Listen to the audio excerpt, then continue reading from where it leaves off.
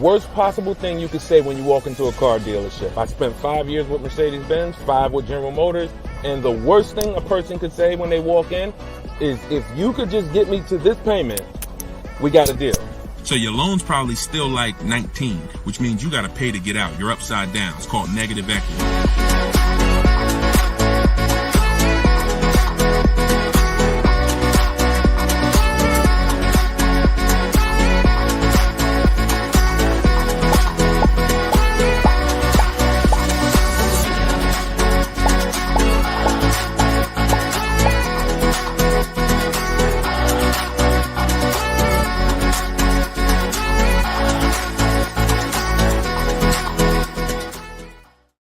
Welcome, everybody. Welcome to episode 7, I believe we're on, of Car Shopping Questions and Answers. We're live. Today is Thursday, 3 p.m. If you're watching this right now, then you are live. What we're going to start doing is we're going to start letting you know, because we do rebroadcast these shows all day, so you can, catch up on them. You can send friends and family to watch the rebroadcast, but right now you are actually with us live. So welcome. If this is your first time here, can you type a 1 in the chat? Shout out to the first time people. I just want to see how many people are new. You've never seen me before. You've never been on a live show. Okay, Troop Chat, I see you, Troop Chat. Good to see you. I always like to know, because most of you probably have never been on a live with me before. What's up, Black Hummingbird? Great to see you. So hold on, I got Instagram on my phone here. And as you come in, first of all, I want to introduce myself, because you don't know me. My name is Deshone. I go by Deshone the Auto Advisor. I spent 14 years in the car business, 5 with Mercedes, 5 with General Motors, and 4, I ran my own brokerage. Now what I've been doing since 2020 is showing you how to get below market car deals on purchases, leases, used cars, new cars, everything from home. I'm the author of the book, the digital book, Cars from Home, 7 Steps to Saving Time, Money, and Avoiding Dealerships. And during the show, for 30 minutes, as part of our welcome offer, you can get your copy for 75% off. It's normally $97, but in my TikTok bio, in my Instagram bio, and in the comment section, you can grab your book. You won't leave the broadcast, so you can make sure you get there before the countdown, but you'll still be here tuned in with us. So I want you to start typing your questions, and then Dolan, who's moderating, is going to pull them into the show, and we'll answer them one by one. Okay? Start typing your questions. I see we already got one from Michelle here on TikTok. Bounce back. Type your question on Instagram. I see you. Type your question in. And could everybody who shares, share? I'm only talking to the sharers. I know who y'all are, and I'm talking to y'all. Shout out to the sharers. And I'm still trying to find out. I might do a giveaway once a show for the sharers only, but I'm gonna have to figure out how to see them. So I got to figure out, maybe you screenshot that you shared, and we trying to do something special for y'all above and beyond, because we can't grow this show without y'all. The ones who tell your friends, the ones who invite your friends, the one who tag your friends, the one who hit those share buttons. Appreciate y'all. So we got something coming for y'all very soon. Okay? So pull the first question, and Dolan, let's get the show on the road. Okay, this one from TikTok. Leasing and maintenance versus purchasing and maintenance. Great question. So with a lease, most times all you're doing is oil changes, tire rotations.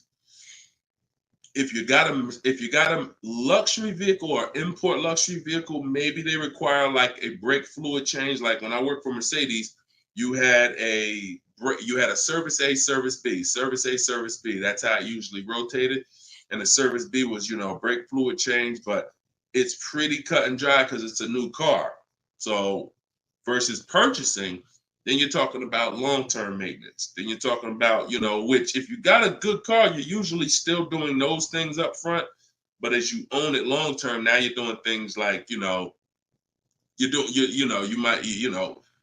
the recommended maintenance. So you might have a 60,000 mile service, a 80,000 mile service, a 100K service. These are all things that come in the maintenance book. And with the lease, 99 times out of 100, we're not doing that. So, you know, it's a very, I'm not going to say we're not doing that, but if I lease, whenever I lease, I'm not doing those services because we're out of the car way before we ever hit that mileage. So big difference, big difference. All right, go ahead. Next one, Dolan. Let's go. Black Hummingbird, and y'all forgive me because I got a little something trying to jump on me, but I'm just gonna flush it out. Praise the Lord, and we gonna get through this. So y'all see me all congested, it's because I am, but we good. My car was totaled in an accident. Sorry to hear that. How long should I wait before I get another one? How long can you wait? You know, I'm not a fan of shopping with my back against the wall, but I'm a fan of, you know, if you are you going to be in a rental car? Are they giving you a rental? Sometimes you only have 30 days with the rental before you have to pay.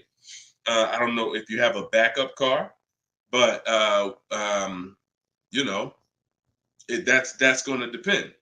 So what you need to ask yourself right now, because you have to replace that car eventually, I want you to ask yourself, and everyone on here, I want you to answer this question: how many years are you keeping in that car that you're buying? But first of all, who's shopping for a car now, or you will be in the next 12 months? Type me in the comments. If you're shopping right now, like Deshone, I'm in the market right now, or you will be in the next 12 months, type me in the comments. Okay, I see you on TikTok. Anyone shopping for a car? Michelle, she's shopping. Okay, if you're shopping for a car right now, or you will be in the next 12 months, type me in the comments. All right, Black Hummingbird. Yep, I see you. El Rel on YouTube, I see you. Jesus on YouTube, I see you. All right. The first question I want y'all to answer, everybody, is how many years you're keeping the next car? How many years are you keeping the next car? This is very important because this is the buying versus leasing question. How many years are you keeping the next car is the buying versus leasing question. So your Black Hummingbird, when you shop, is going to depend on how long you have. If you got a backup car, then there's no rush. If you don't have a backup car, then you need to find out, are they giving you a rental? You know, because that's going to dictate. I can't really give you any more information without knowing that. So if you want to tap in, follow up, we'll try to get your follow-up question here. All right, go ahead, shoot the next one up, Dolan, and let's see if we can get the follow-up for Black Hummingbird. I'm shopping by used. I don't even know what that means. Go ahead, Dolan. Okay, this one's from TikTok. My third live, I need a used car by June 1st, so lost.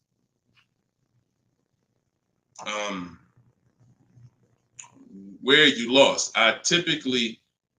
Everyone learns differently. So you have to ask yourself, how do you learn? There are people on these lives, we've already gotten DMs and emails saying that people use the show, they use the strategy, and they got cars. So we've only been doing these shows for a couple weeks now. That's because they can learn that way. Somebody else who can't, you got to be honest with yourself, but I give you the information in multiple different ways. In my book, if you're a book person, in my video library, it's up to you. But if you're sitting here, because everything we do on this show, I try to break it down. No, we don't rush through answers. I don't give y'all one-word answers. Every question, we pretty much take it and we break it down to the nth degree. And some of the things you guys have similar questions, so we've answered them on multiple shows. But you have to know how you learn in order for you to win. Okay? If you're lost here, then you could stick around and we'll continue to do what we do here. But you have to know how you learn. That's why we make information available in a multitude of ways. You see people who have my book. Some people could piece deals together with my social media videos, even though they're all different topics. Used cars, buying cash, leases, they're all different types. So you got to really piece them together. Some people do it that way. It's up to you. But don't just sit there struggling, man. Not at the cost of what it costs. Not at what it costs. All my information is available and it's affordable. Some of it's free, a lot of it is free. But every single product I offer, from my coaching program to my book, it's all affordable. So get in where you fit in, brother. That's really the best advice I could give you. All right, go ahead, Dolan. Shoot the next question.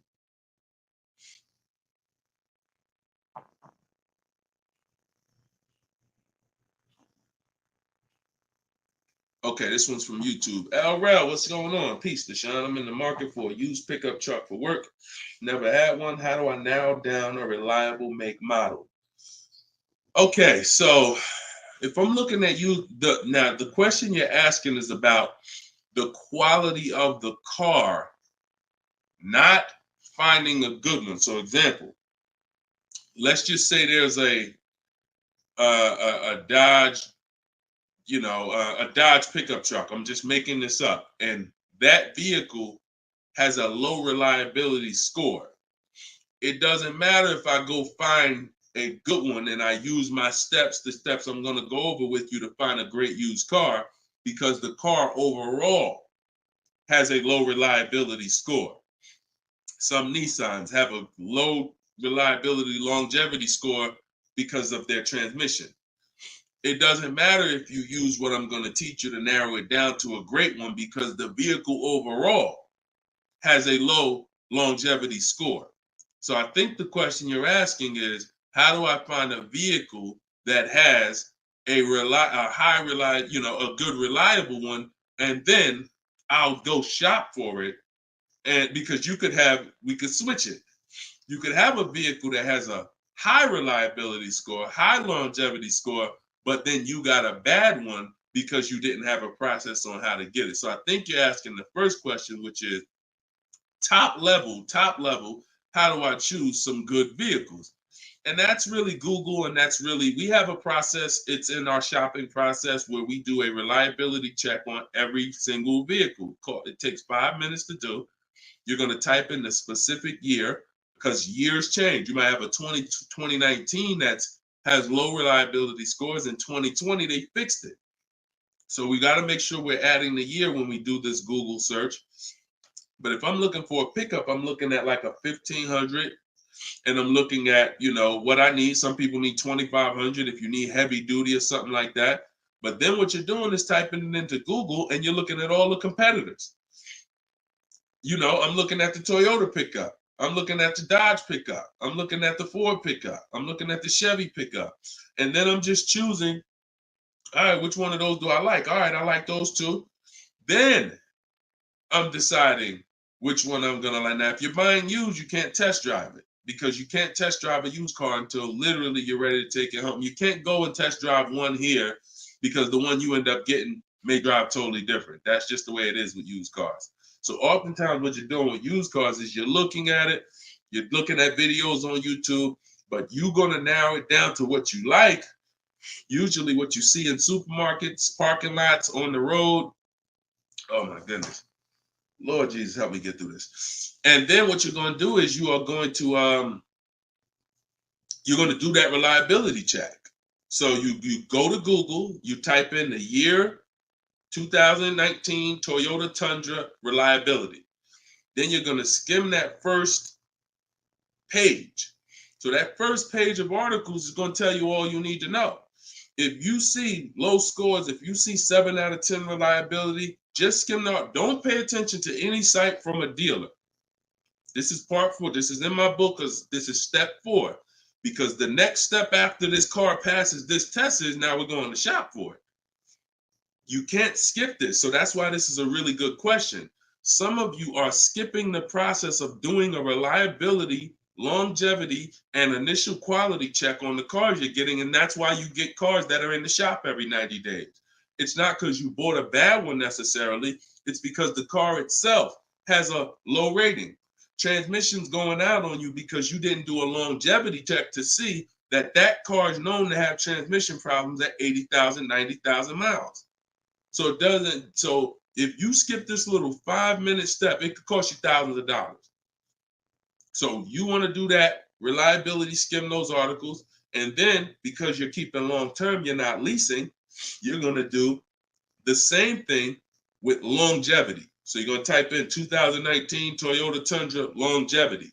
And that's when you're going to see what they're saying about the car long term. Does it, transmission issues, engine issues? Sometimes it'll say right at the top, these cars are known to last 200 to 300,000 miles when properly serviced. Then then the only mission is, all right, the car itself has great scores. Now I have to find a good one. Okay? That's step one now. Okay? That's where you start. Great question. Okay, go ahead, Dolan. Shoot the next one up. All right, we got Philip on Facebook. Would you say buying or leasing is better right now? Also, what about down payment with leasing? So, all right, you should never be in a position where you're asking yourself, should I buy or lease this car? Based on what you feel. Yeah, so I feel like I should buy. No, the buying or leasing question is based on how long you're keeping the car. I have something that I do that I teach called the 8-year rule.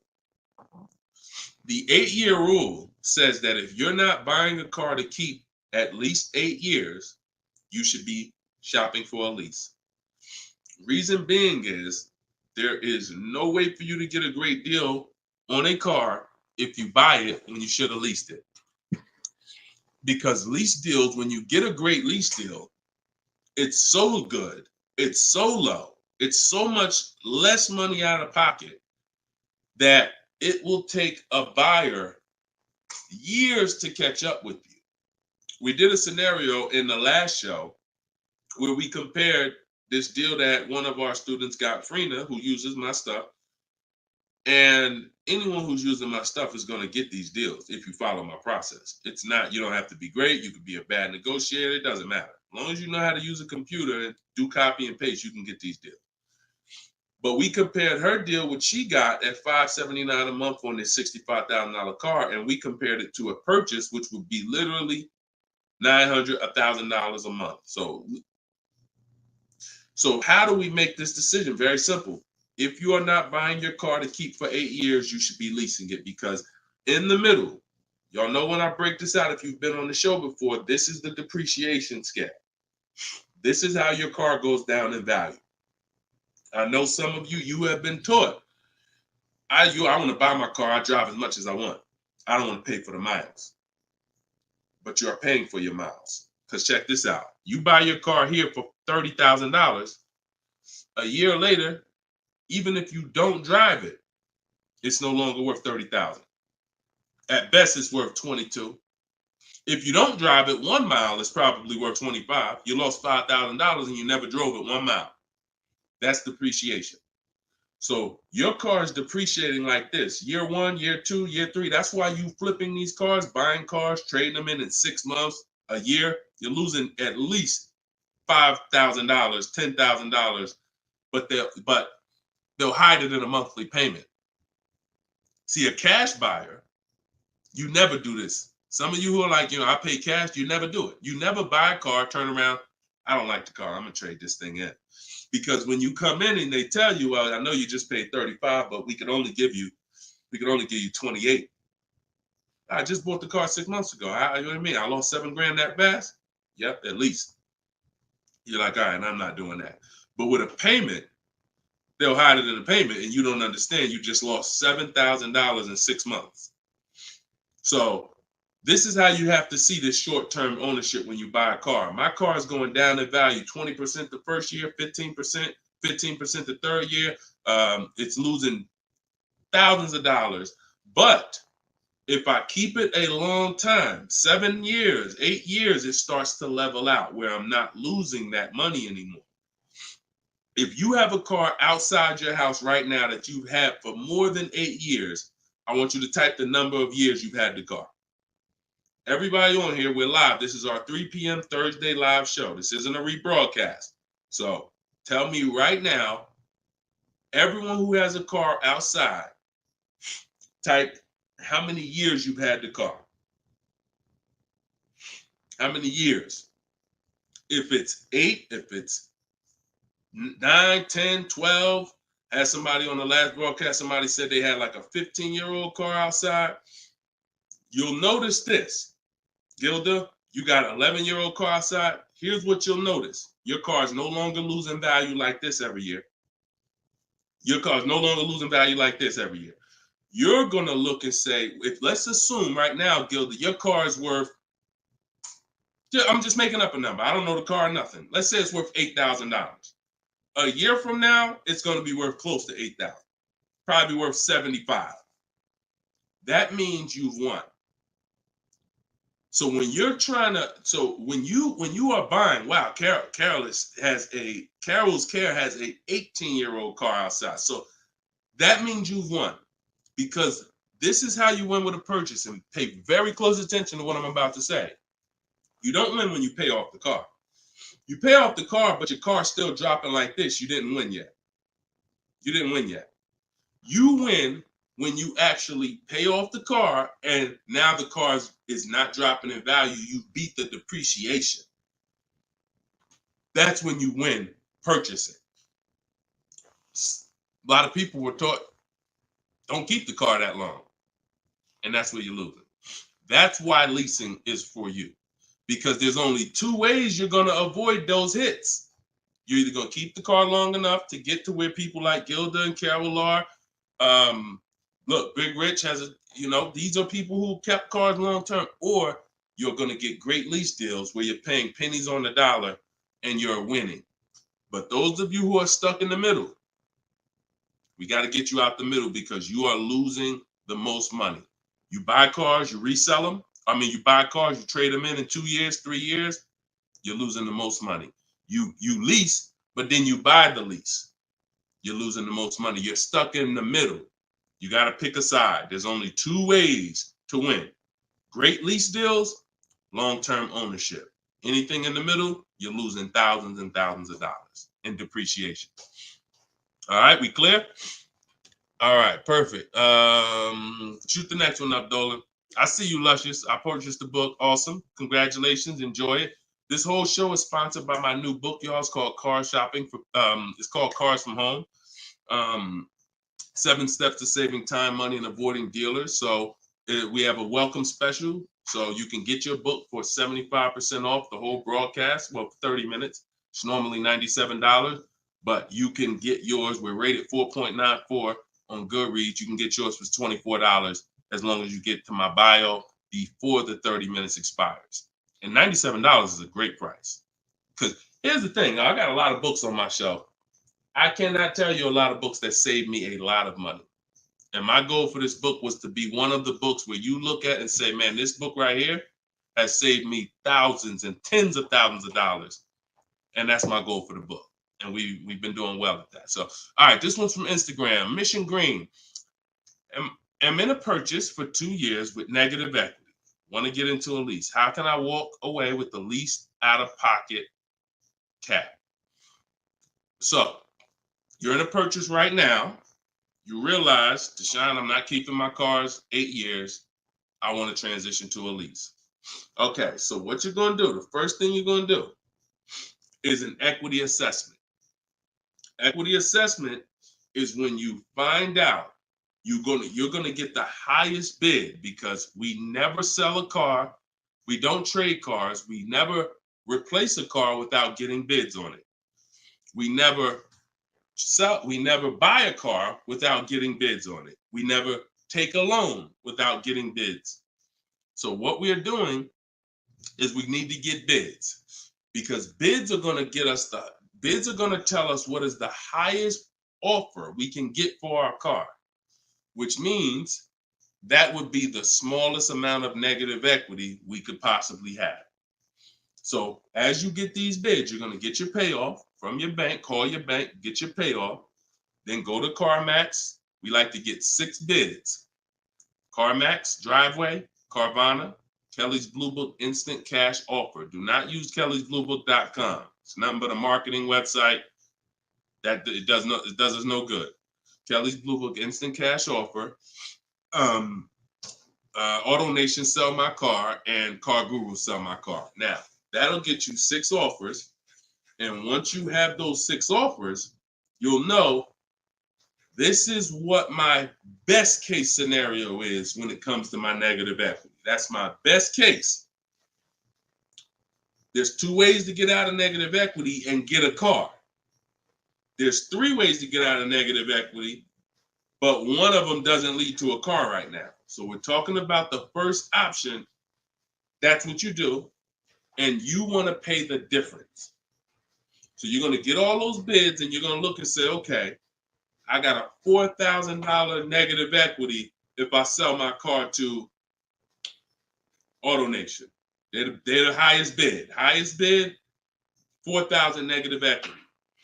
I would not be taking any other money other than putting it to the negative equity. If you got $4,000 in your pocket or anything, and you're like, hey, should I put this down? No, we're going to get the next car with no money down. We need to minimize our negative equity by taking the highest offer from the online bidders. Now, once that happens, we close the gap, and that's the way to move. That's the best case scenario. So if you can't do that, then what you're going to do is you have to trade. This is the only time we trade cars. There is no other time where we are going to trade a car, because you don't get the most money trading a car. You don't get the most money trading anything. If you think about it, if you got a lawnmower and I got a bike, and I'm like, man, look, I'll trade you my bike for your I'll trade you my bike for your lawnmower.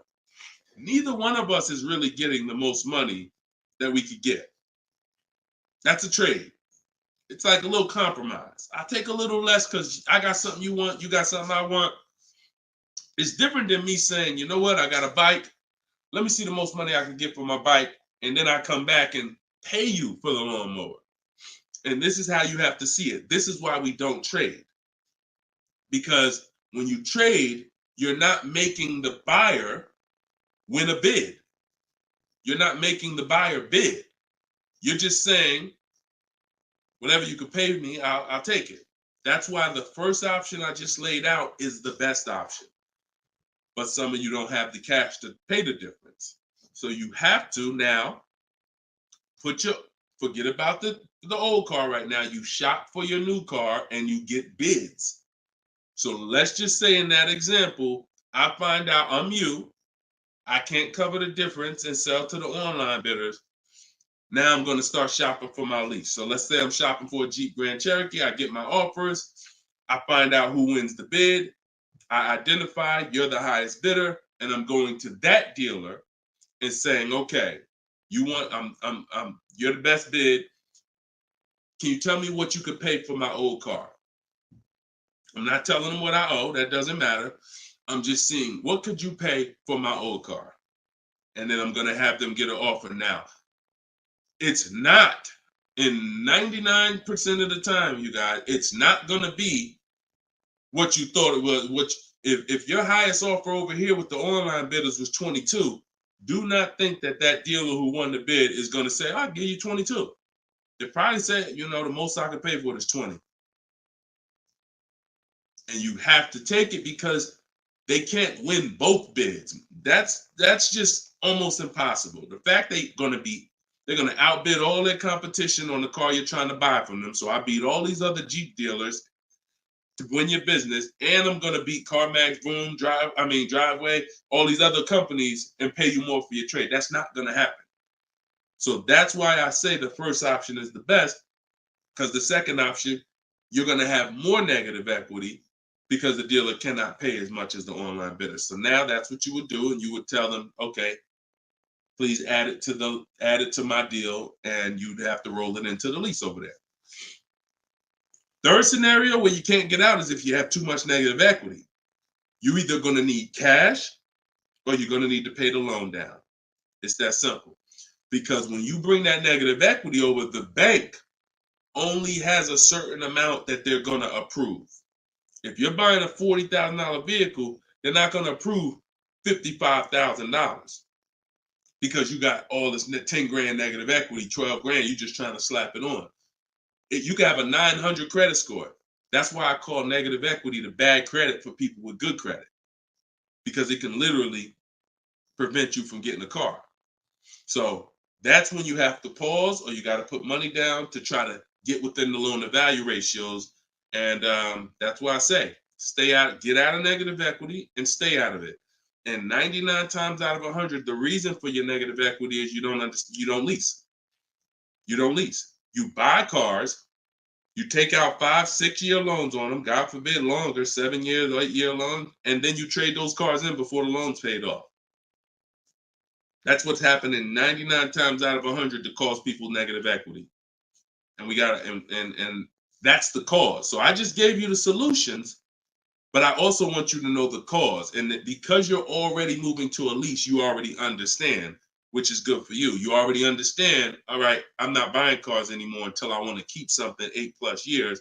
I'm going to start leasing. So this should be your last time ever having negative equity. Okay, great question.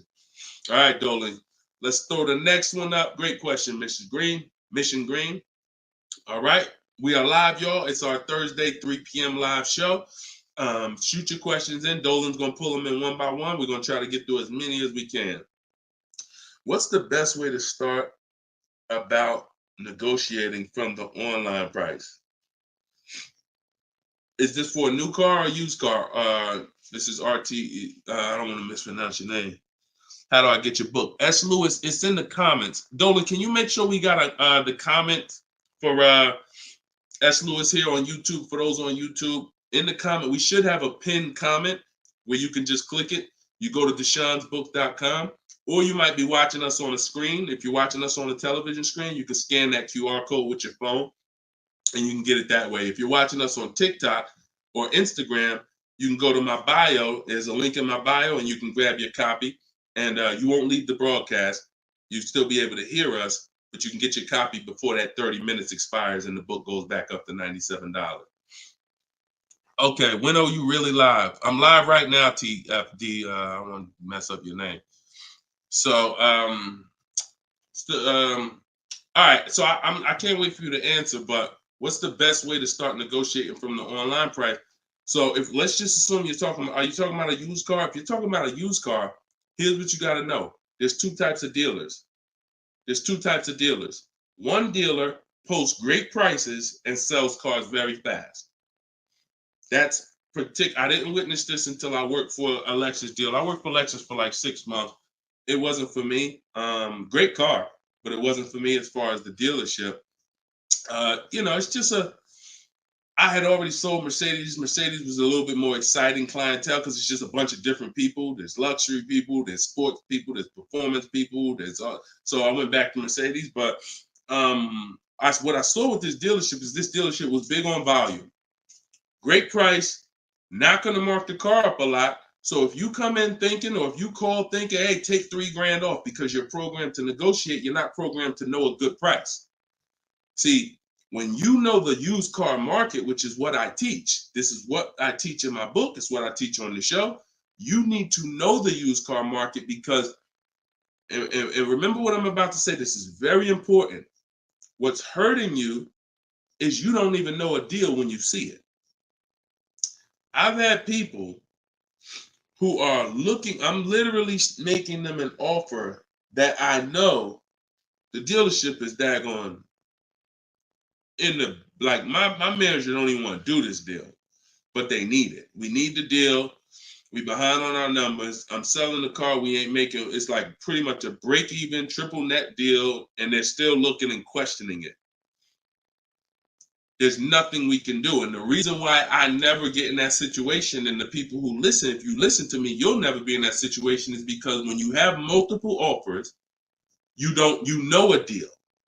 See, the reason why those people would question if this was a deal, they didn't have enough offers. They didn't see that there's offers $2,000, $3,000, $4,000 more than the one I was making them to know confidently, Deshone, this is better than every offer I got so far. Let me take this and get up out of here. So you don't know a deal when you see one, and that's hurting you, because someone who knows a deal, like me, or like somebody that listens to me, give you an example. Some of you are in the same town as some of you have my book. And some of you are actually shopping for the same car that someone else on here is shopping for. that means y'all are competing. So someone who's using my stuff and who knows a deal and who's sitting here talking to multiple dealers while you looking at one dealer slow and doing this, they're going to get that car out of before you even have a time to wonder if this was a good deal. Oh, you know what? That is a good deal. Let me call them back. That car's gone. It's gone. So that's the first type of dealer. They price the cars to sell, and they're not going to be online for more than 24, maybe 48 hours, and they're gone. The other used car dealer is dealers who price them high, and they prepare to negotiate. They're ready because they know people want to see a discount, and they're waiting for somebody like you to come in and say, okay, knock $2-3 grand off, you know. But if they're overpriced, what does it matter? If you're overpriced $3,000, $4,000, $5,000, and you take $3 grand off, you're still, it wasn't the best deal. So don't think so. Some of the best used car deals, when I bought my Infiniti truck, he literally only had $800 he could give me when I got there. I didn't ask for it when I was on the phone because, again, what I say, I'm trying to teach y'all the psychology. I don't want you to know everything that goes on behind the scenes. I just want you to know what to do. But every now and then I got to tell you why you should be doing this. When that car comes on and that dealer knows this is the best price in the market, this car is not going to last for 48 hours. You call them and say, hey, could you do another 1,000 off? Click, not even interested. One, the car just got here. I don't know who you are. I don't know if you're serious. Listen, we ain't got no time for that. What we do when we find that best car is we know we've done all our research online from home. I'm on my way. Only thing I need to know is, has the car been smoked in? Because I can't see that online. That's the only thing. We verify that there's no fake fees, because some dealers will price a car low and then they add fake fees because they want you to come without even asking them about the fees. And the second type will, hey, the car's been smoked in, and if you don't ask them, you'll get there and be like, oh, car smells like smoke. That's the only two things we verify. No bogus fees. Nope, hasn't been smoked in. I'm on my way. Then when I get there, we test drive. Car meets our test drive. All right, boom. Can you do another 500 off, 700 off? Because I already know it's the best price in the market. See, when you know the market, you negotiate intelligently. When you don't know the market, you come in, hey, listen, take $3 grand off. You don't realize you look ridiculous. I don't want you looking ridiculous saying, yo, man, I can't do it. You haven't done your research. I don't want you leaving, oh, man, that dealer don't want to make a deal. No, you didn't know a deal. And you leaving and you like, oh, man, I'm going to find somebody. So this is the science of car shopping online. This is the science. You got to be able to know, is this car the best price in the market? If so, I'm not going to ask for any discount until I get there. Because once they see me, I drove it, they know I'm serious. I know the car's the best price in the market. Hey, can you do another 500? Even if they say no, I know they won. All right, I won. But if they say, yeah, listen, I wouldn't normally do it because the car just got here, which is true. I know that. But, you're here. All right, $500, we got it. Or, hey, look, can we split it? I really don't have the room. In which case, we know they're telling the truth because we know the market. You got it. We'll do it. This is how you get below market used car deals. You don't just stumble onto them. You get what I'm saying? Is everybody clear on that? Type clear if y'all are following what I'm saying. Clear if you're following what I'm saying. You're not going to accidentally stumble into a below market deal. It takes strategy to get below market deals. If everybody could get below market deals, they wouldn't be below market deals. They'd be average deals. Does that make sense? All right, glad we clear. I see you, Michelle. All right, shoot the next question up, Dolan. Let's roll. Let's keep it going. I see you, Rose, on Facebook. All right, Blooming Chosen One from Instagram. Almost done closing at 1%. Let's go. Come on. Come on. That's what I want to hear. Come on. If y'all don't understand, Blooming Chosen One is about to close a 1% lease deal. That means her lease pay, I'm assuming that this is a woman. I can't see, so forgive me if there's no picture. She's about to close a lease deal at 1%, which means her lease payment is 1% of the MSRP, no money down. I just want to make sure it's clear, chosen one. We don't, if it's money down, it's not 1%. It should be like $400 a month. I'm giving you $400. Car's $40,000. That's 1%. So, any tips on techniques for finding great deals on insurance? I use Insurify or I use Jerry. These are apps that shop on websites that shop multiple carriers. And I know it's Kayak and stuff like that, but what I found is Insurify has like insurance companies that we don't know about. It's painful shopping for insurance unless you have something that's actually, because think about all the insurance companies around us that will want to give us auto insurance. We don't know about them now. Small companies, they don't have the advertising budgets. So you want a tool that's going to connect you with all these insurance companies, not just the big name ones that we all know, Liberty Mutual, State Farm, that got the, $1 billion marketing budget. Some of the smaller insurance companies, we want to get those offers. And so Insurify.com, I'm not sponsored by them. I just love multiple offers. So I love multiple offers. And so any tool that gets me multiple offers on anything, I love. So yeah, that's what I would say. So keep me posted. I told you, I want to see your deals. See, she didn't even say what car she's looking at. That's how we know. See, people with no skills, all they talk about is the car. Just got the new Range Rover. Yep, just treated myself. Retirement gift. All they talk about is the car. And I'm not stepping on your toes, but you like Deshone, that's me. That's me. I know who I'm talking to. When you start getting skills and buying cars, making people bid 90 minutes from home, using my systems, the first thing that you're excited about is the deal. The car's second, but the deal's, once this deal's closed, now I'll get excited about the car. All right, good job. Great job. I love it. Go ahead, shoot the next one up, Dolan. All right, from TikTok. Is it true that there is no need for down payment? That if you do it, it goes to the salesperson's commission. If you do it wrong, if you are doing a down payment, it's between you and the lender. If you go in and you're a payment shopper, then your down payment is usually going to go to commission. A payment shopper says things like, how much does that car cost a month? Okay, that's a little high. Could you get it to, could you get it like under 6? That's a payment shopper. No idea about the numbers, just talking about payments. If you stop doing that, and if you've done that, see, I don't want to, look, I hope we're building a community here where people could be honest.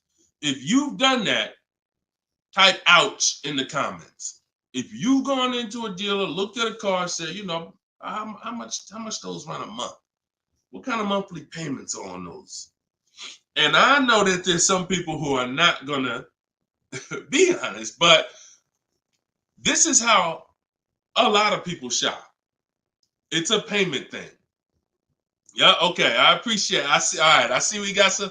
All right, we got some people being honest in here. I see you. I see you, Michelle. I see you, Bye Lion. Not Michelle. So that's where you get in trouble. So what do you do outside of that? You separate the payments from the car. The payment you handle when you're shopping for, look, Byron on YouTube said, ouch, just experienced this past weekend. It's terrible out here. It's great out here for us, okay? It's terrible when you have no strategy. It's terrible if you're winging it. It's great out here for us. Like, and I'm not even saying that, underplaying that. Like, I've been doing this so long, and I got just so many people that done learn from me, and so many people getting cars. I got a private group, so I get to see this stuff. You know what I'm saying? I get to. If you guys been on these shows, I share people's stuff. I share Tope stuff, Greg's deal. This is our book, 4.94 on Goodreads. Get your book 75% off, or you can wait and miss the 75. You can pay 97. Either way, it's worth it. Either way, but $24 is better than $97. In my TikTok bio, you got 30 minutes, or in my Instagram bio. But check this out. Kimberly's deal. She saved 20 grand off her Maserati. Look, Bonita, middle of the pandemic. So we've been hearing since we started this whole thing, yo, it's terrible out here. Man, there's no deals out here. Middle of the pandemic. Look, December 2022. Blood in the streets. Kia Telluride, one of the most popular vehicles of the last 3 years. Bonita, from home. Kia, 2023. 600 down, 600 a month. People paying $800, $900. There's people right now that's going to watch this broadcast that has this particular car paying $700,000, $800,000, $900 a month for it. This same vehicle. So, Charles, Hyundai Palisade, top 5 most popular vehicles the last 5 years in this category. Look, $597 a month, $48,000 truck. So it's what you know. In fact, it's what you don't know. So I would tell you, yes, when you are winging it, when you shopping, when you just winging it, yeah, Byron, it's gonna seem like, man, it's horrible out here. When you step back and start using my bidding systems and letting these deals come to you, letting loans come to you, you're gonna feel like you're in control. You call the shots. Okay? So that's what I want everybody to know. It's all perspective. You know, somebody who's never had a fight in their life may be like, oh, shoot, I'm gonna lose this fight. Mike Tyson, he's not worried about losing a fight. And I hope he's not throwing this fight. So, another end. It's all about what you know. You learn better skills, you get different results. You keep the same skills, keep shopping like our grandparents shop, keep shopping like our parents shop when there was no internet, keep shopping like it's 2005, you're going to get those same results. All right? Everything I'm talking about, y'all, is in my book. This whole show is sponsored by my book, Cars from Home, 7 Steps to Saving Time, Money, and Avoiding Dealerships. My whole shopping system is in there. You can get yours in my bio. I just said that. So go ahead, Dolan. Shoot that next question up that you had up on the screen.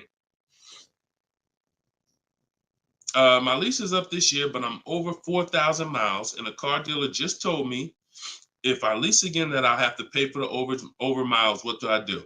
Okay, I want you to know something, and I want you to hear me clearly.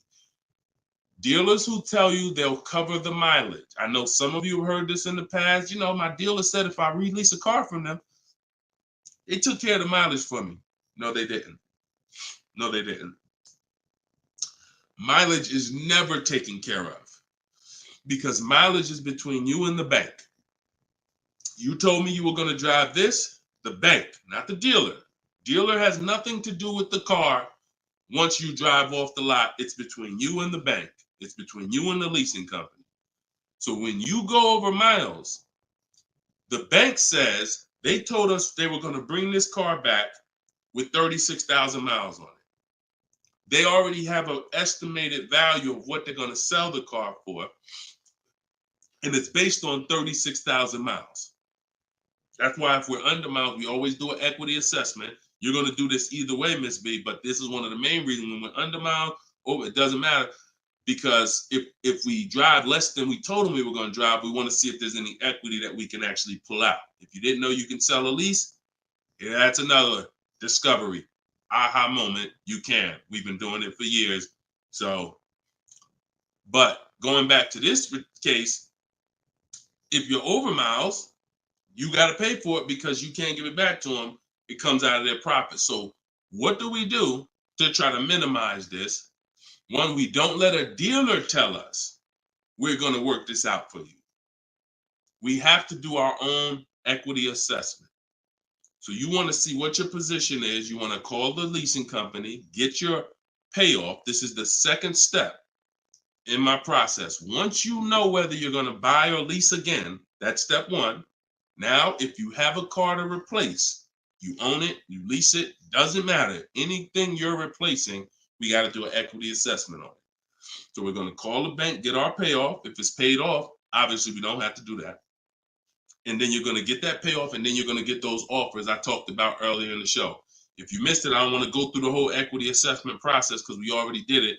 And for the people who've been on here, I don't want to repeat the whole thing. But if you go on YouTube, if you go on Facebook, you'll be able to see the broadcast. Go to the section on equity assessment and follow that process, because you need to see, can I sell this vehicle and break even, get out of it, or if I have a mileage penalty, you know, does it make more sense for me to actually get out now, which in a lot of cases it probably won't, because you have payments remaining. So if you got out now, see, if you sell it, it's clean. So if you sell it, and it goes back to what we were talking about with what somebody asked the question about the negative equity.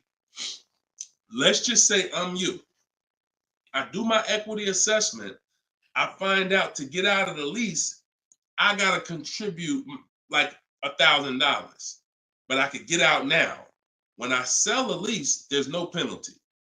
It's literally no payments due, nothing. It's everyone's whole. That's the only way. Everyone's whole. My second option is I gotta account for the payments I have left on my contract. If I got 5 payments left at $500 a month, that's $2,500. Does it make more sense for me to get out now and pay those payments? Probably not. Or does it make more sense for me to just wait and take the mileage penalty? So those are the 3 things you're comparing. Selling the car, and you're seeing what's the least money that comes out of my pocket. What's the best of those things? Selling the car, getting out now and taking the payment hit, because all those payments are going to be due. They're going to have to be rolled over to your next vehicle, or driving the car until you get close to the end of the lease, and maybe maybe it depends on how much you drive per month, and maybe you're 8,000 miles over, and that's a $2,000 mileage penalty. So these are the things you have to think about. But I'm telling you that if you just walk into a dealer and say, hey, could you work this up for me? Now you don't even have the luxury of guaranteeing you got the best price on the car. So now, because they see you as desperate, oh, she needs help, she don't know what she's doing, so let's just work these numbers, move these numbers around, and tell her, hey, we got you to this payment. Does that work? Now you're a payment shopper and you don't even know. Just give me to a monthly payment that makes sense. You didn't realize that you overpaid, and they're packing that deal, and you overpaid by probably $4 or $5 grand because you wanted to let them do it. So those are 3 scenarios, and it all starts with the equity assessment. Because like I said, you might be able to do that equity assessment and find out, oh, I could come up with $1,000 and I'm out of this thing clean right now. Or you might break even. It depends. That's why it's always an equity assessment. Equity assessment is probably everything in our process is important, but my God, skipping the equity assessment, you're skipping probably half of your transaction. Okay? And if you don't know how to do equity assessment, watch the show earlier. If you have my book, it's all in there. It's up to you. Go ahead, Dola, shoot the next question. Bought your book. Thank you for doing this. Thank you, Michelle. Enjoy it. Use it. Use it and win. For the rest of your life, use that book. And it's a digital book, so you don't have to worry about when it needs updating. I just update it. You'll open it one day. Like, let's say you get your car now. A year from now, you open up that book and you're like, all right, I need another car. My spouse needs a car. My child needs a car. Man, wait a minute. There's different stuff in here. That's why you always keep the email I send you with the master link in it, because that's where I update the book. All of you who got the book, when you download it, don't save the email, because when you click that master link, that's where I update the file whenever something changes. So, and I couldn't do that with a print book. I can only do that with a digital book. Yeah, don't worry. I don't do trades, J. Paul. So if you ever see somebody selling crypto, all of that, like anybody with a decent amount of followers is going to have knockoff accounts. Like, I do car education. That's all I do. I don't do crypto. I don't do none of this other stuff. It's been fake Deshone the Auto Advisor accounts since we was on TikTok. We got 1.5 million followers on TikTok. The fake Deshone the Auto Advisor accounts started popping up. Nothing we can do about it. You got to watch it, though. Watch it. Okay, this one's from Instagram. Considering a lease of a Lexus electric vehicle. First time lease customer. Do you have any advice shopping for a lease premium electric vehicle? Same process. Same process. My system doesn't change. I'm gonna tell you, there's only one scenario where it changes, but electric cars, look, doesn't matter. Look, Look at Sean. Bids. F-150 XLT electric. Bids. $73,000 vehicle. He got it for 57. He saved over 20 grand. Bids. That's electric. Electric. You don't know what rebates there are. You don't know what's what. Rolls Royce. Bids. Popular cars. Bids. Exotic cars. Bids. Doesn't matter. Process is the same. The only time that bidding is not called for when purchasing the car is with Tesla or any manufacturer where the price is set. No matter where you go in the country, it's the same price. You buy Tesla in New Jersey, same price in California, same price in Minnesota. One price all around the country. You order the car. That's it. I don't care if you have GM supplier pricing. That everyone's doing a different price. Some people are not going to tell you. They won't tell you what the rebates is. Some people, oh, Deshone, I'm a Ford employee. I get Ford special pricing. Bids. Because 80% of dealers are going to lie and not give you the real Ford special pricing. Everything is bids. Put everything under there. All right? Go ahead, Dolan. Shoot the next one up, brother.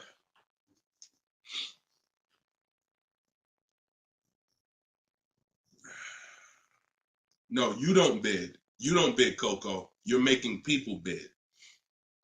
This one bounced back, Brian from Instagram. What's up? Hey, bro, I recently financed a BMW 330M, but the problem is they gave me a high APR. Sounds like a payment shopper. Listen, we got to take responsibility. You accepted a high APR. Now, how do you get out of it? Only way is to refinance. You can refinance or sell a vehicle. And so bids, what we do is, see, now let's just say for an example, you use our system we call the bank bidding war. Bank bidding war is 3 rounds. We check to see if there's any special interest rates. 1, no special interest rates on the car, which a BMW 330M, probably not. You never know. But then if there's no special interest rates, we go and we get bids and we find a dealer that's going to sell us the BMW M for the lowest price. And it doesn't matter, popular cars. I had a young lady earlier this year. Well, no, that was last year. She was looking at the brand new X4M, redesigned, just redesigned, brand new body style. She got her offers. Best offer was $3,000 below MSRP.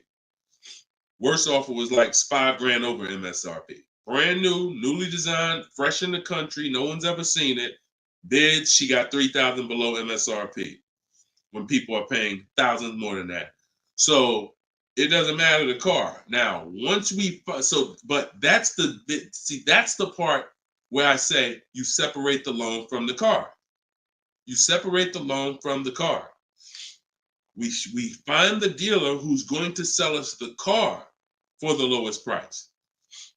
Once that's done, now this is when we talk about the second round of the bank bidding war, which is my bank, my credit union, online lenders, not the dealer yet. The dealer is round 3. The dealer's banks, the dealer's credit unions, that's round 3. That's the final round. Second round is I'm coming home, getting my bank, my credit union, online, giving them my information, going online, car loans online, looking at everyone that I can find that gives car loans in my area, letting all these people run my credit, because if you do this right, it doesn't affect your credit other than one hard inquiry. It shows all the inquiries on your report, but when you rate shop using the bank bidding war strategy, at the end of the window, it only weighs on your credit like one hard inquiry. But you got to do this in this small window. It takes 2 days. First one is all of those bank, that's the round 2. So now let's say my best rate from that round 2 is 7.9 interest rate. Okay, round 2's done. Now I'm calling the dealer who won the bid, who has my car waiting. I already reserved it. And I'm saying, okay, my bank or this bank gave me 7.9. If you guys can beat it, I'll give you the business. Now, round 3 starts with the dealer going to work. That's when the dealer's bank. See, the problem is the dealer was your first offer for financing, or one of your first offers. The dealer, when properly done, is our last offer. And so if he came back and at the end of those rounds, 8.99 was the best rate, you wouldn't have a question. You wouldn't be questioning it. You wouldn't be saying, oh, man, how do I get? You would still be considering refinancing because that's still the solution. Whenever rates get lower, you refinance. But you wouldn't be it wouldn't be they gave me that. It would be that was the best rate available at that time. So that's why you need to get bids for future reference. But in your case now, all you can do is find somebody to refinance the loan. And that's what you do. Type in car loan refinance online. Call your bank, call your credit union. Hey, I'm looking to refinance and see if they can be 8.9. Okay. For future reference, though, bank bidding war. Okay. And that's, we gotta, we need to, I want to get you to the point. You gotta, it's up to you. Use this. Everything I'm telling you is simple.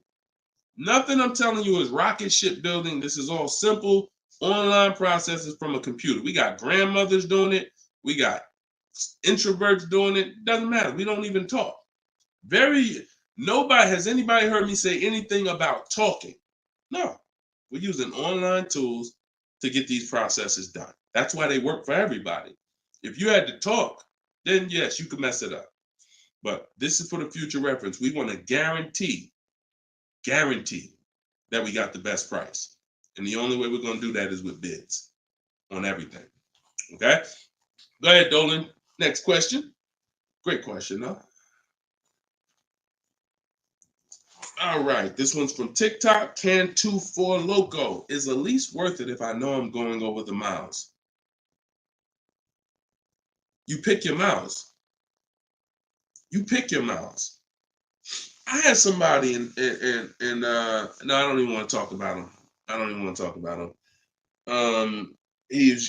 Somewhere along the line they told him it was okay. So you pick the miles on a lease, and I would never in a million years pick less miles than I need. 10,000 miles per year, 12,000 miles per year, and here's what happens: if you see somebody who's intentionally picking less miles to save $20 and to go from 10,000 miles a year to 12,000 miles per year is probably like $20 a month. To go from 12,000 to 15,000 for most cars is probably another $25 a month. So the difference between 10,000 miles per year and 15,000 miles per year, 15,000, no penalties. Deshone, I know I need 15,000, but I took 10. So you're going to do 15,000 anyway, and you're going to be penalized for the 5,000 per year over at 25 cents a mile. Instead of paying the additional $45 a month, which would be way less than the penalties, because 5,000 miles per year, 15,000 miles over at 25 cents a mile is $3,750. $45 a month times 3 years is $1,620. Numbers are numbers. $45 a month more to my lease contract from the beginning, because that's the mileage I really need. I'm paying $1,620 extra over 3 years to have a comfortable lease experience, no penalties, and I can enjoy my lease. Versus taking 10, knowing I'm going to drive 15, and then looking and saying, dang, I'm over miles by 15,000 miles, and how can I avoid this almost $4,000 bill that's coming? Choose your mileage wisely. Deal structure. Step 3, I got a whole step in my process on deal structure. This falls under deal structure. So we never take a lease knowing we're going over the mileage. We just never do that. We're setting ourselves up to not enjoy the lease. For what? That's it. Step 3 in my process, I got part of deal structure. I got a section in my book on this, is choosing your mileage wisely, where you look and estimate how much you drive, Or if you have a car, you just look back and say, all right, I drive 12,000 miles per year. You can look back at what you drove. If you don't have a car, then you're just going to look and say, all right, how many miles do I drive to work? Okay, and you add the miles up, and you'll see throughout the year. Oh, plus I'm gonna take a vacation. I want to go down. I want to go on vacation 2 times a year. That's gonna be another 1,000 miles each. All right, perfect. I need 14,000 miles a year. It's a 5 to 8 minute exercise, but you haven't been taught to do it. So there's nothing in I don't skip anything because I've been doing this since 2006. I've seen thousands of scenarios working in dealerships, General Motors, Mercedes, thousands. And every time I see something that is horribly wrong, that's costing somebody money, I just made sure I added it to my process. Okay, I'm gonna make sure anybody who listens to me doesn't do that, because this is what happens when they do that. So we got to choose our mileage wisely to actually enjoy our lease. Okay. All right, y'all. Look, we hit 1 hour and 6 minutes. I'm gonna wrap it. I usually try to go like 1 hour and 15 minutes, but as y'all can see, I'm actually struggling to get through this. I need to go and get me some tea, and that's what I'm gonna do. This is our second show for the day, and some of you may be watching us on a rebroadcast, but right now we're live. We've been live Monday, Tuesday, just so y'all know, and I'll probably have a link in my bio by tomorrow to our calendar. But most days we're going live Monday and Tuesday, Thursday and Friday. We're going live at 12 noon Eastern time, 3 p.m. Eastern time. So that's when our show is going to air live. And every time you see us on a rebroadcast, we're going to have a sign on the top that says rebroadcast. So y'all know, okay, this is a rebroadcast in case I couldn't watch the whole show. I was at work. So we rebroadcast all the time. But yes, always a pleasure, y'all. Let's keep winning. Shout out to the people who got my book. I appreciate y'all. Thank you to those who reviewed it, who helped us get to 4.94 on Goodreads.com. I appreciate you, and continue to use the book and continue to unlearn the bad stuff you learned about car buying. If you don't hear me say it, that's because I don't do it. And no one who listens to me does it. You hear somebody say, yeah, I was in the dealership. I was in there like 4 or 5 hours, but man, I was using what Deshone teach. He wasn't using what I teach, because we're not in dealerships more than 30 minutes. He wasn't 30 minutes tops. If we in there for more than 30 minutes, you could clearly say, this ain't what Deshone teach, because I'm only here to test drive, or I'm only here to pick up my car if they don't deliver. That's the Cars from Home way. So you can get your book in the bio, 75% off, as long as you didn't miss the countdown. Even if you missed it, it's $97. Great price, but all right. Let me get up out of here, y'all. And always a pleasure. God bless y'all. And make sure you like and subscribe if you enjoyed the content. Tell a friend. All right. I'll see y'all on the next show. God bless you all.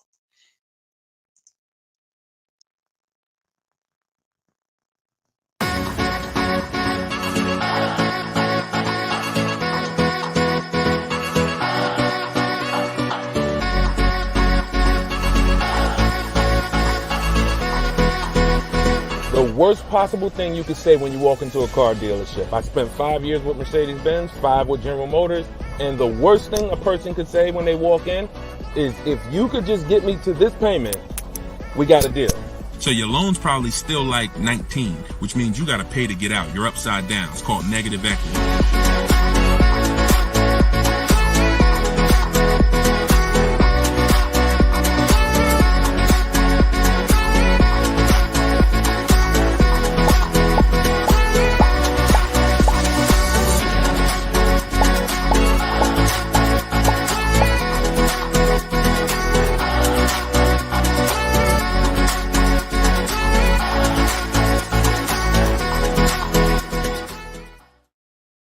What is going on, everybody? Welcome to episode 9. Maybe episode 8. Either way, I'll make sure the right episode is in the comments. But welcome to Car Shopping Questions and Answers. This is our live show. It is Monday. This is our noon show. We want to make sure that you know when we're live and when we're rebroadcasting. So every time you see the rebroadcast, you'll see a badge that says previously recorded or rebroadcast or replay. But whenever you don't see that badge, then you know we are live, and you can engage with us and ask your questions, and we will make sure that we get through as many as possible. So come on in. Everybody just come on in. I'm actually just sharing this broadcast on Facebook now. And on TikTok, welcome. I see you, Claudia. I see you, Dreamer. You guys can start typing your questions in. And let's do a little housekeeping first while we let the first couple questions come in. If you don't know me, this is your first time ever on a live with me, type the number 1 in the comments. I want to give a welcome to the first time people who've never been on a live with us before. And welcome back to the people who've been here before. I'm your host, Deshone. I'm known as Deshone the Auto Advisor. I spent 14 years in the car business with Mercedes-Benz, General Motors, and running my own brokerage. And now what I do is I teach people the science of car shopping from home. I'm the author of Cars from Home, my new digital book, 7 Steps to Saving Time, Money, and Avoiding Dealerships. And everything that I talk about, everything if you've seen any of my social media videos, everything is based on one of the 7 steps in our shopping system. So we don't hold back. So you guys can come in. I see a lot of people on TikTok coming in. Could y'all start tapping the screen if you're going to spend 10, 15 minutes with us? We're usually here for at least an hour. If y'all can start tapping the screen so we can let TikTok know we're about to talk some serious money over here. Frankie, I see you. Good to see you, Frankie boy. Thanks for sharing. Shout out to the sharers. And whenever we have the first question, we will certainly get down to it. Also, if you, all of you do have the opportunity to get my new digital book at 75% off. I always like to let you know about this welcome offer. The book is normally $97 and it's currently 4.94 stars on Goodreads.com. So thank you to all of you who have taken the time to rate the book, to review the book. But most importantly, thank you to everyone who's using the book so that you can stop car shopping like our grandparents. No offense, but most people are shopping the way our grandparents shopped before there was internet, before there was leverage. And my mission is to show anyone who's willing to listen how to stop doing that and how much money that's costing them today. All right. Did we get the first question yet, Dolan? If not, then listen, you know I could keep talking. Okay, here we go. Instagram. Shout out to Instagram.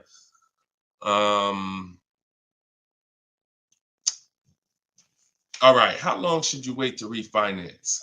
It's a good question. I would refinance when it makes sense. If you have rates are high right now compared to where they were a year ago, 2 years ago, 3 years ago. So if you guys are in a higher interest rate than you could qualify for today, then you want to refinance as soon as possible. If you have an 8% rate and you could refinance to a 6% rate, you guys know on this show, if I talk about the money, 2% on a $30,000 loan is thousands. That's not hundreds. So if you have it, on some of you have improved your credit. So you may have had a lower credit score a year or 2 years ago when you got your car, but now your credit score is higher. So you want to make sure you are following this guideline though.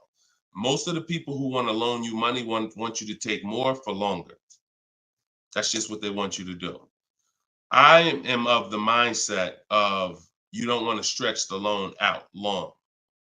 You don't want to stretch the loan. You don't want to stretch so if you've already paid for a year or two, you don't want to stretch the loan out longer because they'll want you to take it longer. They'll tell you right up front, if you take a 6-year loan, your payment's going to be this. Meanwhile, you've already paid for 2 years. Don't fall in love with the new lower payment. Fall in love with paying as much as you can at the higher interest rate. So if you can pay a higher payment for 4 years, pay the highest payment you can to get the loan out of the way faster. Don't be tempted to stretch out the loan and go longer with it. Or else you're falling into that trap. Like I said, people want to loan you money, want to lend you more for longer. They take it for 6 years. You could always pay it off earlier. They're hoping you don't. Okay, so that's typically the rules of thumb that I like to follow. All right. This is from Instagram. Well, this is Luna. I was desperate and just got the first deal. I set a very high payment. Can I refinance for a smaller amount? Luna, weren't you on the show a couple of days ago? I was desperate and just got the first deal. I set for a very high payment.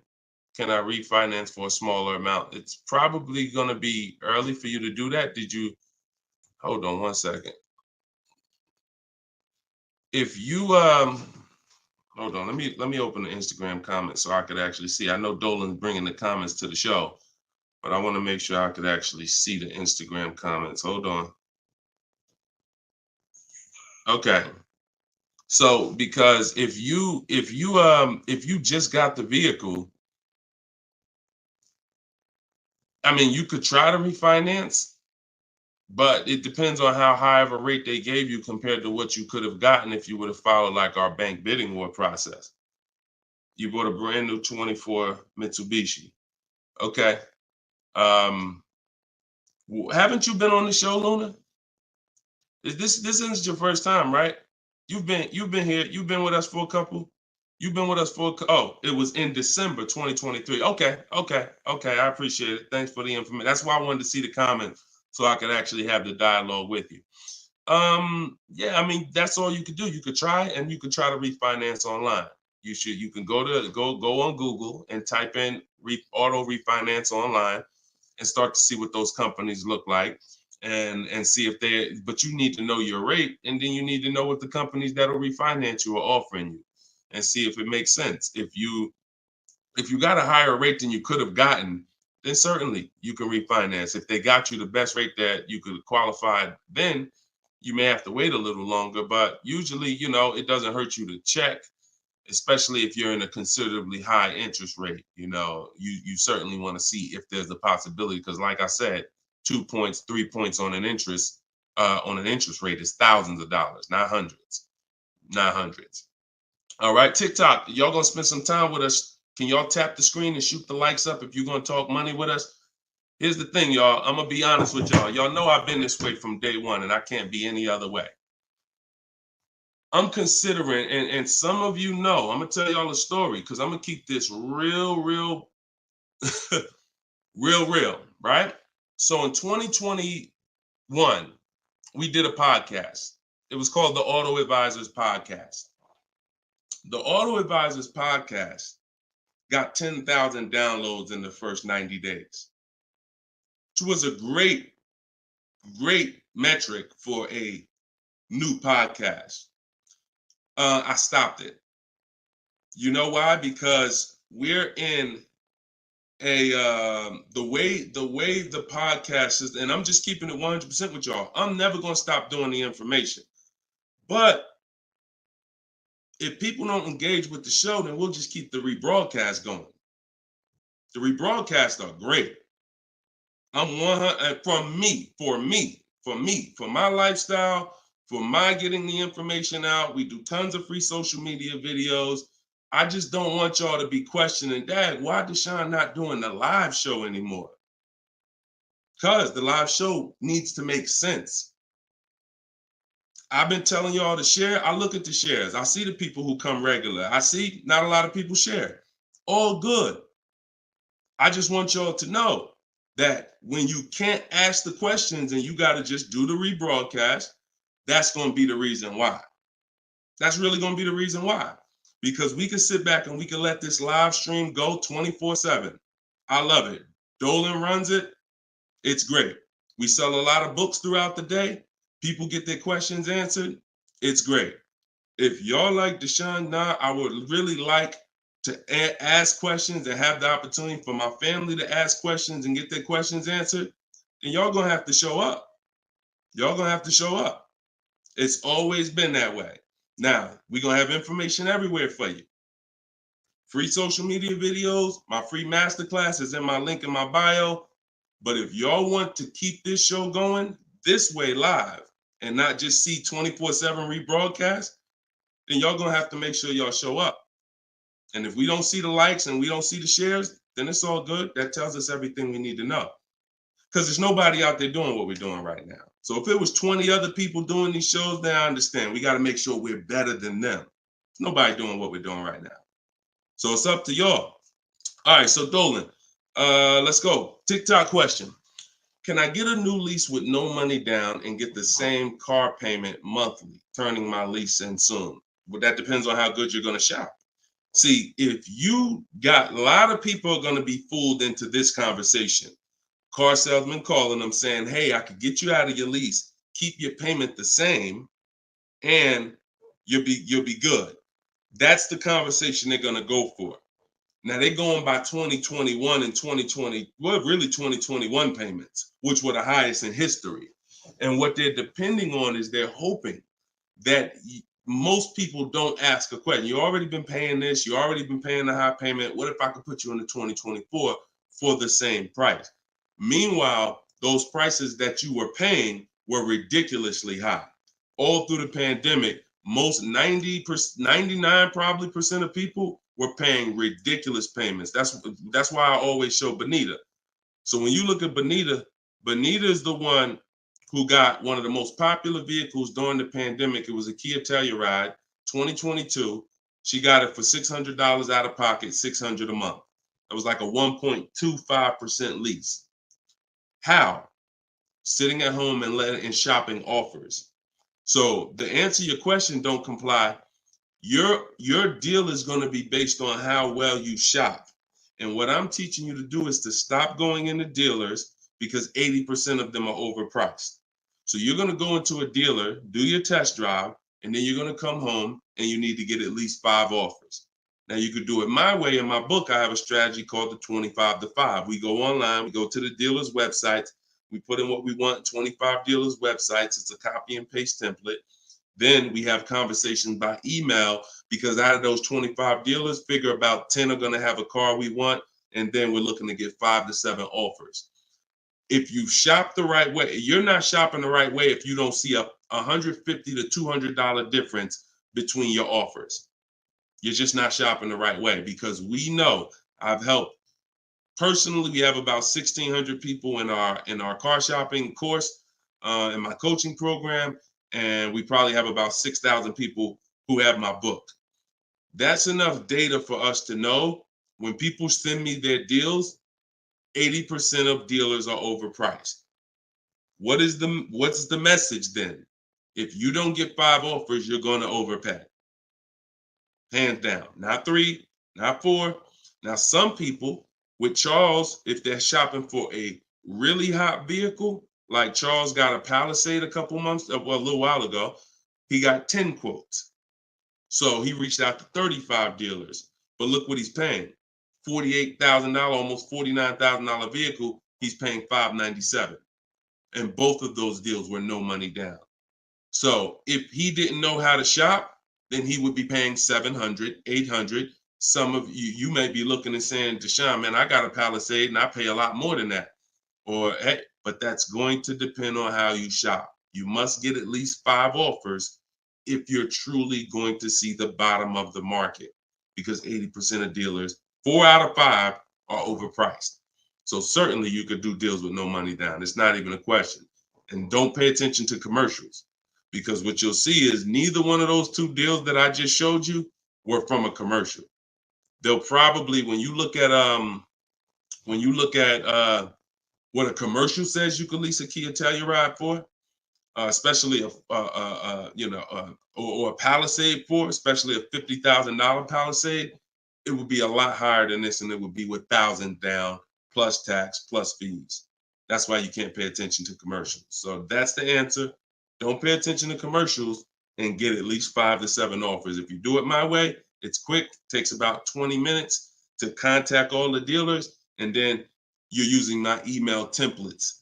Because what you got here, this is very important, you guys that are going to have conversations with dealers by email.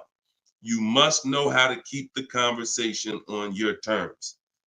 You must know how to keep the conversation moving forward when people ask you, hey, can we get on the phone? Hey, can I get your phone number to call you? Hey, when can you come in? You must know how to have the conversation stay on your agenda. That's why I wrote the scripts. But even if you're not using my book and my scripts, make sure you are committed to staying the course, that you're not getting on the phone, you're not coming in, and that you're going to be shopping from home. Okay? Because salespeople will try to get you to come in. All right, go ahead, Dolan. Shoot the next one up.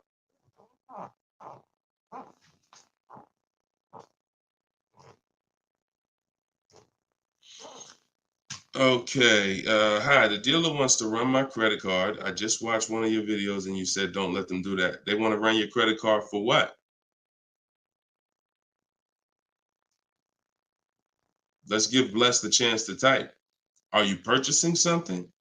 They want to run your credit card to run your credit? Or did you mean they want to run your credit? What are they trying to run your credit for?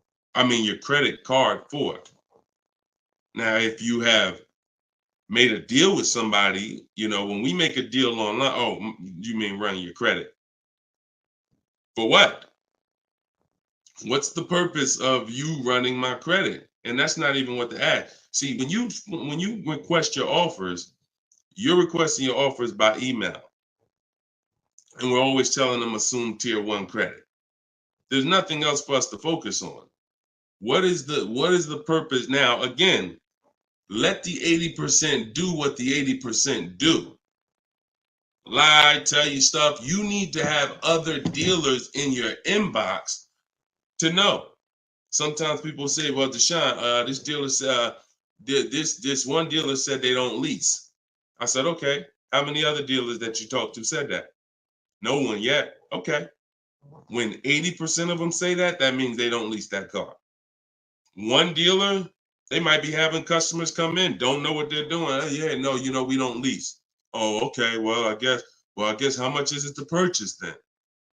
So let the 80% do what the 80% do. When we shop by the numbers, and when you shop by the numbers, you win, because if this dealer lies, the other dealers exposed that they lied.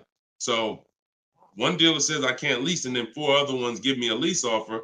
Clearly, you were lying. So don't worry about what one dealer says ever. That's why you need to be having multiple conversations at all times. Trying to get my payoff, my car finance. Shoot Jerry's. Can you put Jerry's question up from Facebook here, Dolan? Okay, trying to get my payoff. Thank you, Dolan. My car finance company says contact dealer. Should I contact dealer? What the heck kind of broke leg, half-wit finance company you with if they telling you call a dealer for your payoff? What's the name of the company? What's the name of the company? You got to realize how the banks is in bed with some of these dealers, and you're going to understand that. The dealers couldn't have did Hyundai.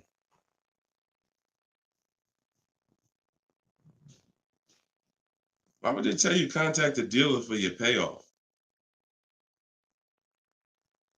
Scumbag. I would call and speak to somebody else. The dealer has nothing to do with the car. If you don't pay that Hyundai, you don't pay your payment for 3 months, is the dealer coming to get the car, or is Hyundai coming to get the car? No, dealer forget about the dealer. The dealer is just a franchise. They're there to sell you the car and put the deal together. Once you drive off, it's between you and the bank. It's between you and the leasing company. So why would the bank be telling you to go to the dealer? It's kind of like they're sending you, all right, so if you're calling for your payoff and the dealer says, oh, well, I'm going to charge you this much and this much and this much, because people will try to get their payoff, or people tried to buy their leases out, which is a terrible idea in most cases, but people were doing it and dealers were charging them a lot of money on top of their payoff, charging them fees on top of the payoff to buy their own lease. So I would call Hyundai and I'd ask for somebody else. I literally try to escalate that. Can I speak to a manager? Can I speak to somebody? Why are you telling me to call the dealer when the dealer is not who? The dealer has nothing to do with the car anymore at all. From the day you bought it, it's between you and the bank. You're the one that I owe. Why can't you tell me my payoff? And I would speak to somebody until I can get somebody on the phone who can give me an intelligent answer. That's ridiculous. That's ridiculous. TikTok quiet today. Y'all quiet on TikTok, boy. What's going on? Are y'all gonna send questions in? Let's keep them coming from Instagram then. TikTok, y'all usually be the ones sending the most questions. Let's go. What's up, Ron? What's up, James? Let's go. Type in your questions if you want. Let's go. We'll be here for about an hour. Deshone got the ebook. Sent email templates out, got responses, perfect. Using the counter offer calculator, perfect. And they either stop communicating or say I have to come in to do any further negotiations. We have scripts for that. We have scripts for that. No, none of the other dealers I speak to have said that. Just go to the script. Every single thing is a script because I know what they're going to say. I had to use those same templates. So always keep the conversation. When you make the last counter offer, it's always a question. That counter offer is a question. So now when they come back and say anything, you look for the script that replies to that and keep the conversation moving forward. You know, once you send the counter offers, now you're just getting to the point where you're trying to see who's the best one. That's it. The counter offer calculator makes counters based on the best offer. So whatever that best offer is, it counters everyone. See, and they may stop communicating because they're already high. So if somebody gives me a 1.1% lease and other people give me a 1.4, 1.5, 1.6, when I counter, I'm countering based on the 1.1. Because once one dealer gives me that type of discount, I know that y'all just choosing not to. That's why if they say, how'd you come up with that number? The script is always, it's a little bit lower than my best offer I have already. So they know you can act like this is the bottom price that you have, but we already have the best offer here. That's why we always put in the offers, and the counter offer calculator creates the counter offer based on the best offer. I don't care if none of y'all reply anymore because y'all already showed me y'all are overpriced. So I'm gonna let you know that based on my counter offer, I know this deal could be done. And if the lowest offer, which may happen, says, look, I don't have no more room, I gave you the best, then I snatch that offer. As long as you got 5, then that's really the bottom. And that's the purpose of the counter offer, is to make sure before you close the deal, you have made a counter to make sure you know where the bottom is. But don't let them respond. Forget it. They probably, oh, he made this low offer. You know you could do that deal, but that's all right. I'll get the car from your competition. All good. All good. All right, next question, Dola. All right. All right. That might not have any other questions. I have an isolated event. Car was total. Check getting cut this week. Can I pay to speak with you 30 to 60 minutes for a single purchase? No. No offense. I've been helping groups. You gotta understand, y'all. Look, I have been helping groups buy cars. Look, let me show y'all something, okay? And I'm saying this so y'all understand, right? Since 2021, this is my private group right here. All right. This is my private group. We have 1,400 people in the group. Now, not everybody who joins us in Maps Academy joins the group, because some people just don't come to Facebook. They'll come on my Zoom coaching calls. But this is how I help people one-on-one. Not even one-on-one. This is how, when you see, can everybody see this? I just want to make sure everybody can see this. This is how I work with people. If you're getting my book, you got my book, you got my strategies. This is what we've been doing. Look at the dates. Look at the dates on these cars. All recent. So I don't work with it. It makes no sense for me to work with somebody one-on-one. I don't have to. The people who have been in my group since 2021, we get to the deals, because there's no situation that you're in that's a special situation. I guarantee you that. It doesn't matter. I've had thousands of scenarios. Nothing that you have is special where it requires this special process. Your car got totaled, you need a car, you're going to follow the 7 steps. That's not going to change. If you don't have a car, you can skip the equity assessment. The rest of the 7 steps apply. It doesn't matter. You think you need a special plan. No, you need a plan. And that's the plan that I have in my book or in my group or what I'm answering here. So you can feel free to ask your question. But your situation, this is very common. There's probably 1 million people around the country in your situation right now. Car was totaled, need a car. Common, very common. I know it's like overwhelming for you, not for me though. Super common. Okay, yeah, check your spam, Jerry. Check your spam or your junk folder. All right, Troop Tip. You see that question from Troop Tep on TikTok, Dolan? Unless you got something before that. All right, another one from Instagram. I'm looking to get an electric vehicle, and I'm not one to keep cars. I'm interested in getting a lease, but don't really know how the process works. You must get bids. You must get multiple offers, or you're going to overpay. Electric cars, doesn't matter. Same process. Bid, exotic cars.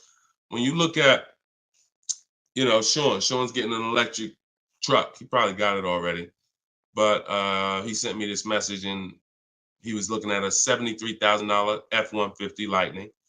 He ended up getting $20,000 off the truck. Now he's buying it. He's not leasing it. So, Taupe had an electric BMW lease. She got a BMW i4 e-drop, $54,000. She got her bids. She ended up saving $8,500 total with the rebates and the discount. She's paying $690 a month for a $54,000 vehicle. So these deals that you're seeing, these are real deals. These are below market deals.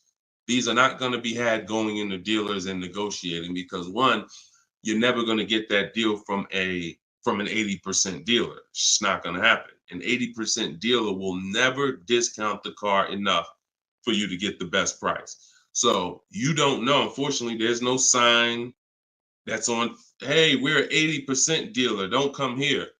There's no sign. The only way that you know is by getting multiple offers. Now, you could do it manually. You can call around, talk to some sales managers, and try to get at least 5 offers. We do it online. We do it with scripts and templates, and that's what's in my book. So if you just jumped on, my new book is called Cars from Home, 7 Steps to Saving Time, Money, and Avoiding Dealerships. It has all my templates in there, all my scripts. It's normally $97. But while we're on, for the next 30 minutes, you can get it for $24 if you get to my link in my bio before the 30-minute countdown is up. Once the 30 minutes is up, it does go back up to $97, which is still a great price because everything in that book is going to save you thousands and thousands of dollars. That'll be the most valuable book, but that's only if you want to use my scripts, my resources, and have me do the talking, which is you typing. But if you're going to do the talking, then I would call around and I get at least 5 offers, or you're going to overpay. No doubt about it. At least 5 offers. Okay. You can't calculate a lease manually. You can't try to calculate a lease and think. And even if you can calculate a lease manually, you still don't know what rebates are, what incentives there are. Sean didn't know there was $15,000 in rebates. How did he find out? Multiple offers.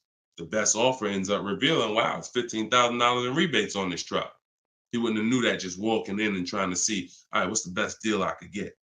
80% deal is never going to tell him it's $15,000 in rebates. So multiple offers is a must. Okay. Go ahead, Dola. Great question. I'm new to your platform. I joined late. What do you recommend I do? I'm not sure I understand the question. What do I recommend you do about what?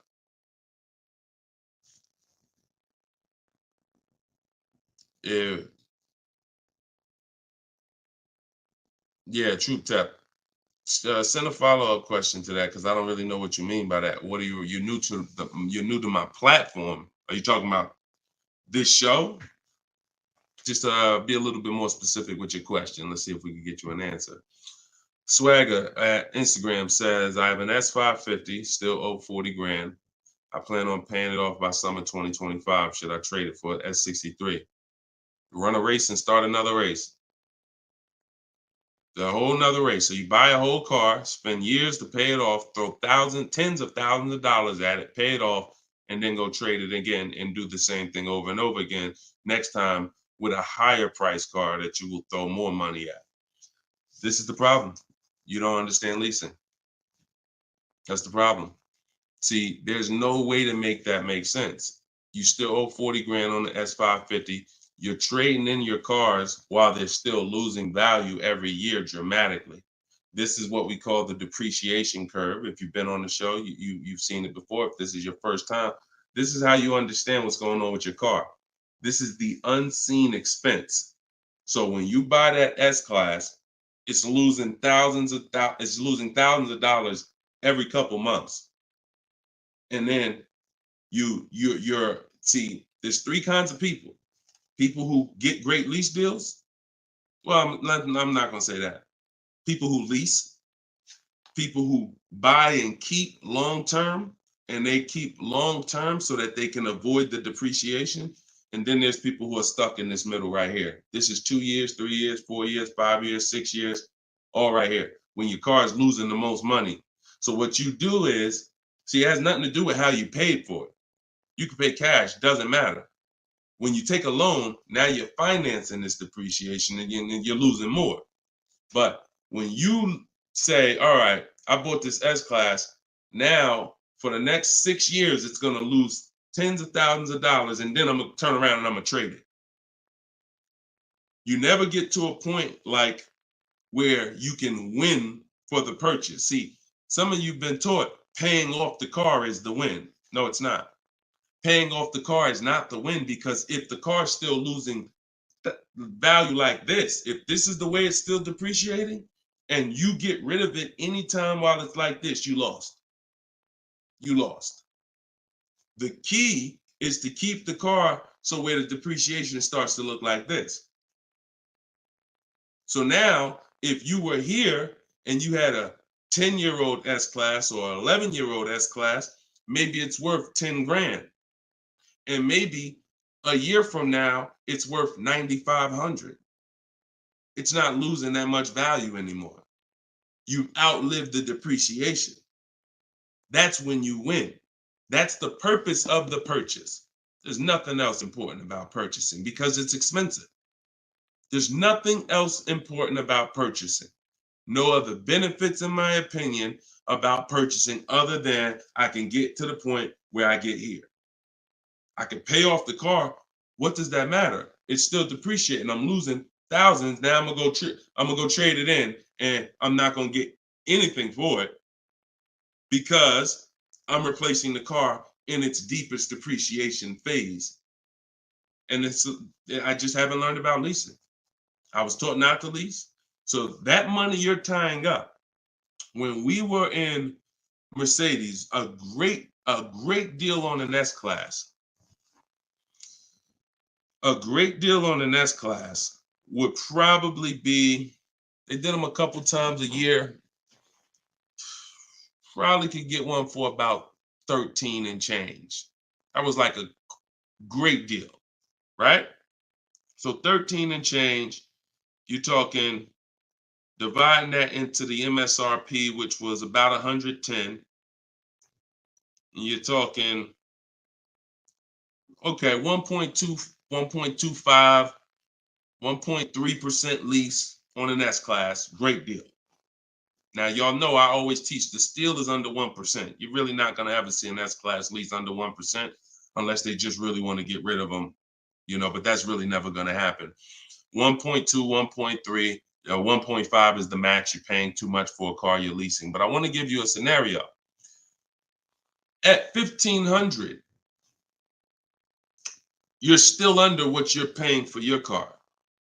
See, because if I walked in and I wanted to lease a brand new S-Class, if I lease it and I'm paying $1,400 a month, then I'm driving a $115,000 vehicle, right? Now, if I decide I'm gonna buy that same $110,000, $115,000 vehicle, every $1,000 is about how much per month, everybody, if you know. Some of you seen the video, some of you talk. Every $5,000 on a that you're gonna borrow on a loan is about how much per month? $100. Exactly. So when you look at a $120,000 vehicle, 115, that's a payment of $2,300 a month. No money down. See, we don't talk money down because money down confuses you. In a lot of cases, it confuses you. When you look at the deal with no money into it, no money, now you can start to see how much money you've kind of been missing. Evaluate the deal with no money. Then you choose to put money down if you want, but you evaluate it with no money. So now you got a brand new S-Class, great deal on a lease, $1,400 a month. You gotta buy that to purchase the same exact S-Class, $2,300 a month. And then you get people who might be like you, who say, you know what? I ain't gonna get a new one. You haven't learned about leasing yet. You say I ain't gonna get a new one. I'm gonna get a pre-owned one. I'm gonna get a pre-owned one. And you look to get, instead of paying 115 for a brand new one, you look to get it for somewhere probably around 70. You look to get it for somewhere around 70. Every 5,000 is $100 a month. What's 70,000 cost on a payment, y'all? Every 5,000. So you're talking 50 grand, another 20, that's 400, that's 1,400 a month. That's 1,400 a month. So put these numbers together. Great deal on a brand new S-Class. 1,400 a month, leasing it. Great deal on a brand new S-Class, buying it. 2,400 a month, no money going into these deals. Great deal on a used S-Class, 70 grand, 1,400 a month for 5 years. Now, here's where we jack it up. Oh, well, I'll just put some money down. I'll put like 15 grand down. I'm going to take a 6-year loan, God forbid, 7-year loan, stretch the payment out, try to get that payment around $1,000 a month. You don't realize you can't change the numbers by putting more money into it. That doesn't change the actual overall. If 15 grand comes out of your pocket up front, that doesn't change the fact that of the numbers. That's why I break down the scenarios with no money down going into them. So what I would say, if you need to decide if you're going to keep the S-Classes long term, then you should be buying them. If you're going to keep them 8+ years, then you should be buying them. But if you're not keeping these cars 8 years, then you should be shopping for great lease deals because you're just throwing thousands and thousands of dollars away. Same price you paid, same money that came out of your pocket for the last couple years to drive that used S-Class, you could have been driving and leasing a brand new one. And I know what comes with a used S-Class, brother. I know it. Been with Mercedes. I was with Mercedes 5 years. I know the maintenance. I know the brake replacements. I know the service Bs. I know how much it costs to have an S-Class pre-owned, no warranty, and everything that happens is on you. So we're not even taking into account the maintenance and the repairs that you have to put into that S-Class that you wouldn't need to put into a brand new one that you leased if you just stopped listening to people who told you that you shouldn't lease cars. No doubt about it. So that's the best advice I could give you, brother. All right, go ahead, Dolan. Shoot the next one up. Use your pointers to get a new 24 GV80 Genesis. Salute. Enjoy it, Austin. Great deal. That's what I did. I worked the deal, no money down, got them the low, then hit them with the down payment, plus went and pre-approved. There you go. There you go. See, you're able to understand when you're shopping with no money down, no money going into the deal. Don't show me what anything looks like putting money into the deal. We determine if we want to put money into the deal later. Shop, get the best price on the car. Find the dealer who's going to get the best price on the car. Then we'll work out the finances. Then we'll work out the details. Most people go right to the, all right, what's the monthly payment? All right, what should it, how much should a brand new GV80 be? Depends on who you buy it from. Depends on what they sell it to you for.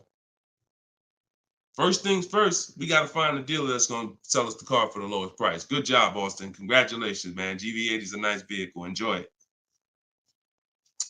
How much should CPO normally charge? How much should certified pre-owned normally be charged for Genesis G70? You haven't seen enough of them. So if I'm looking at a used, so example, I got a 2020 Infinity truck that I got year and a half ago. If I went in wondering how much it should cost without knowing, then the market's going to tell me. Now our goal is to get below market deals. So whenever we're getting below market deals, we are always we need to know what the market is first. You can't get below market deals if you don't know what the market is. So when we're getting offers on new cars, it's easy because we can see what the market is with all the offers we get. We get 5 offers, we get 7 offers, we can see what the market is. And we can see the low side of the market, we can see the high side. You got to do the same thing with used cars. And you go on every marketplace, we use 8 of them. We use cars.com, Driveway, Carvana, CarMax. Some people say, oh, CarMax is, if they're, listen, I don't care if CarMax is overpriced 90% of the time. The 10% of the time that they're not, they're going to be in the runnings. You know, it's like Best Buy. I know Best Buy is going to be overpriced for electronics 90% of the time. But when I needed to get an iPad for my wife, Best Buy had the best price. So if these people need to be in the runnings or you're going to overlook some savings. So yeah, we'll look at, CarMax, Driveway, Carvana, Carfax.com, Cars.com, Auto Trader, Car Gurus, eBay Motors. So we're looking everywhere there used cars. And then we're going to look and we're going to sort by lowest price to highest price to see where the low side of the market is. Then we do our narrowing down. I need to know what the low side of the market is. If it's 24, if it's 4, when I was shopping for my truck, the low side of the market was 30 to 31 to 32. That was the low side of the market. So when I saw it and I narrowed it down based on Carfax. This is how we narrow it down. This is my system. All in my book, all of what I teach, all of my live shows, this is our system. Narrow it down by title history, then service records, then accident history. Then we need to check the original MSRP. Can't get a good deal on a used car without knowing the original MSRP. How you gonna do that? Who's bought a used car in their life? Type the letter U. If you bought a used car in your life, type the letter U in the comments. Anybody who's bought a used car, type the letter U.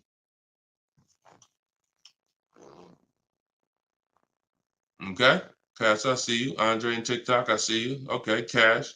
All right. King of Rap, I see you. Okay, if anybody bought a used car, okay. How you get a good deal without knowing what the car was originally? I gotta tell you, I'm the bad news first person. I can lead you to the good news. I gotta tell you the bad news first, though. Think about that. How am I buying something used knowing how much I'm saving without knowing the original price of the item?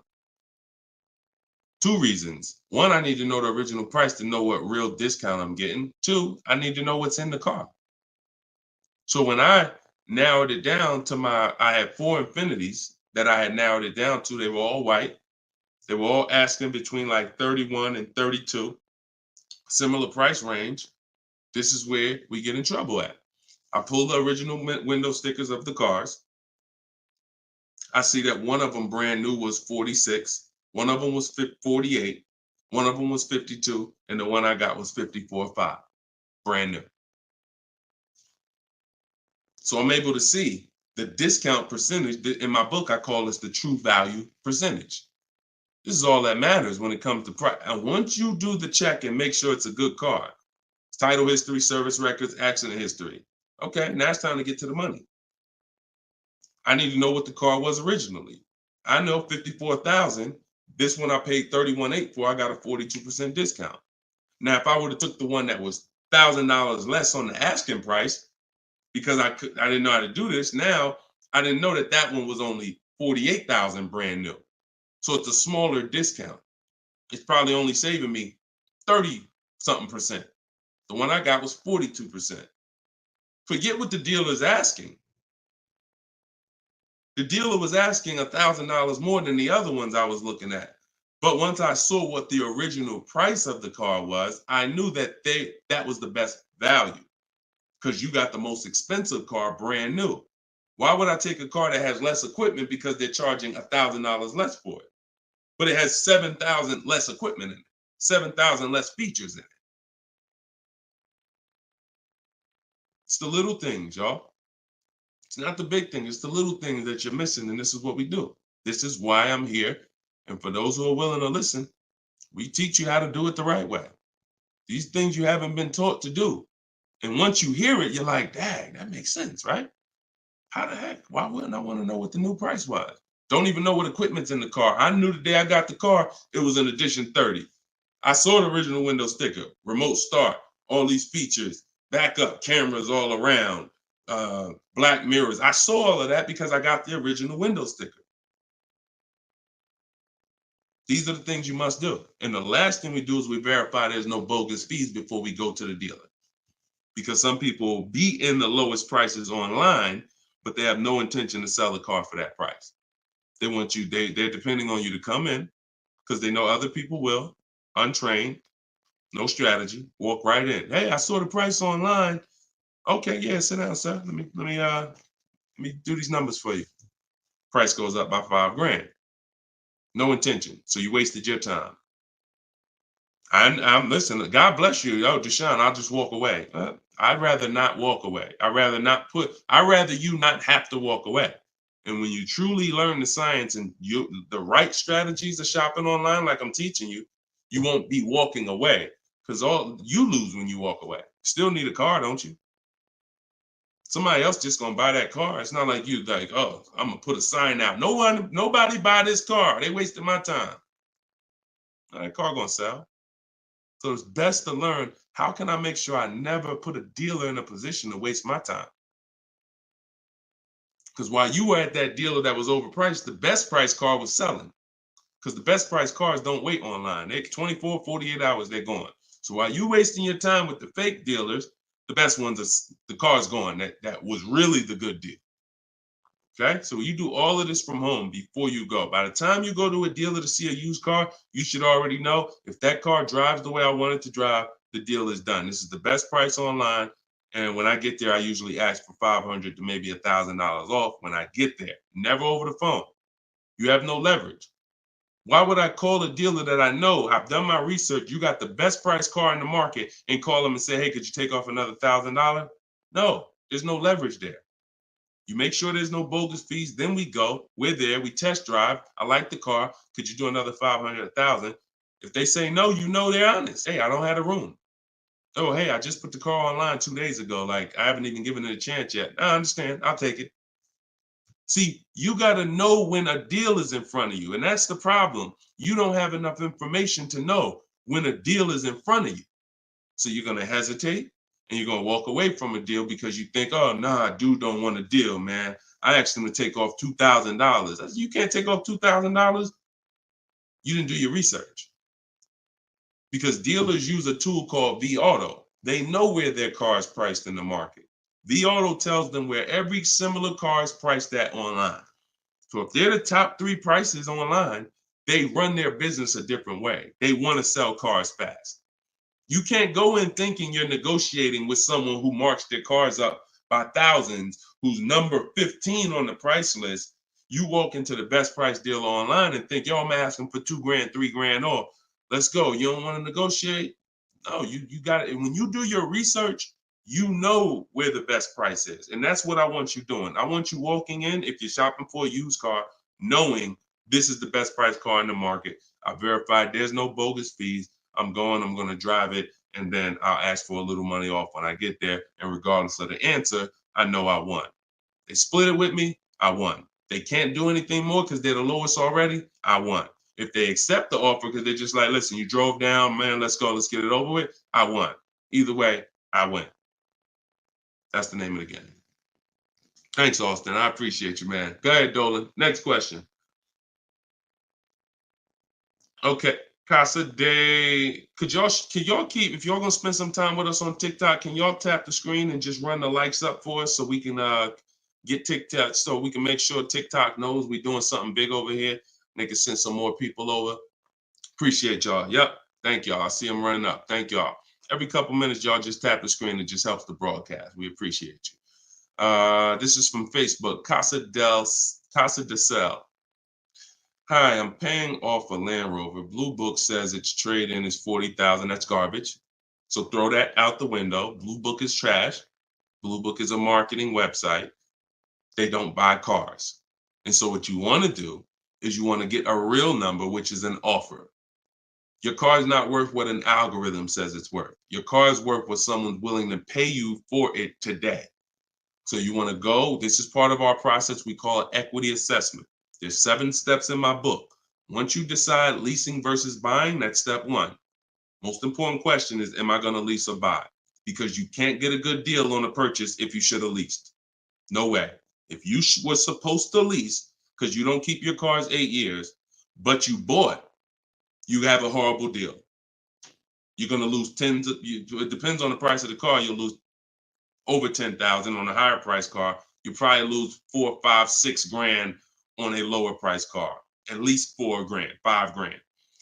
So that's step 1. Now, once you decide that, we move to step 2, which is the equity assessment. Equity assessment is any vehicle we have, we need to assess if there is equity in it or what the equity is. And it's based on offers. So when you go to Kelly's Blue Book instant cash offer, not KBB, not Blue Book, instant cash offer, Kelly's Blue Book, you're going to see that Kelly's Blue Book led you astray. In most cases, telling you your car is worth $48,000. Because this is when we begin to expose that Kelly's Blue Book was a marketing website and they would tell you anything. Kelly's Blue Book is owned by autotrader.com. What they began to do maybe 7 years ago is they begin to buy cars.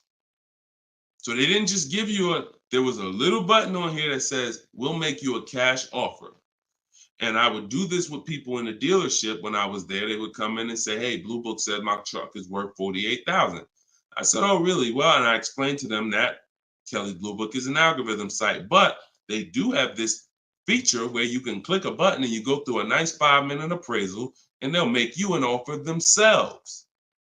So now let's go through this and let's find out what they're going to offer you. And you go through the 5-minute appraisal and they make you a cash offer, and it's usually $2,000 to $3,000 less than what they told you your car was worth. So they'll send you into a dealer fighting for a number that's not real, and you're looking unresearched, unaware, walking out saying, oh, well, I know my car's worth 48.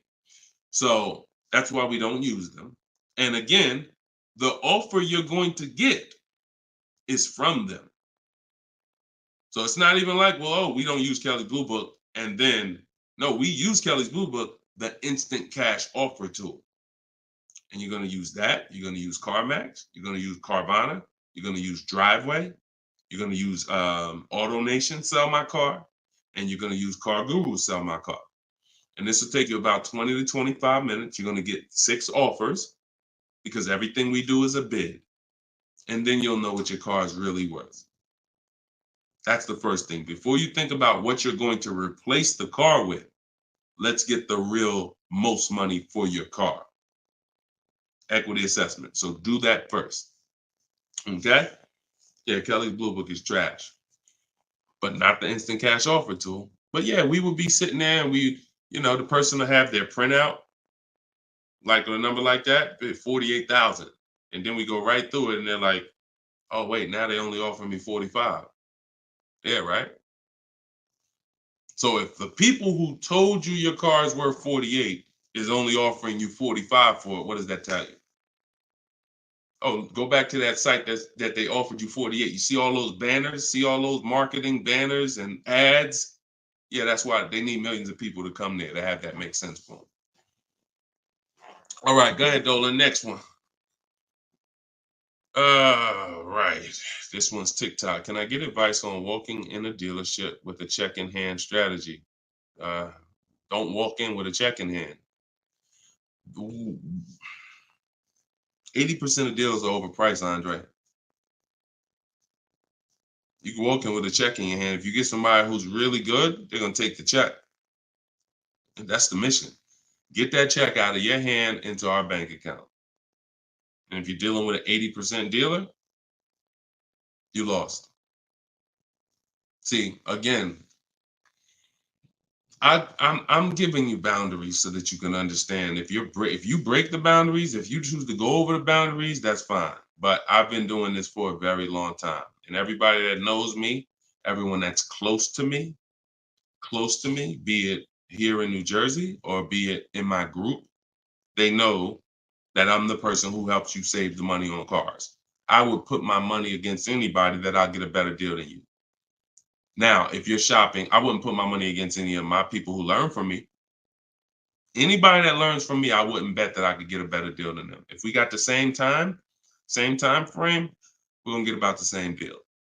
But somebody who has no strategy, just shopping, going into dealers, I'll put any amount of money. I bet you $1,000 today that I get a better deal than you without even leaving my house. So I want you to be in that position because you don't know who you're dealing with. If you're in an 80% dealer, they knock off $3,000 for you, $5,000. You think you won? Look,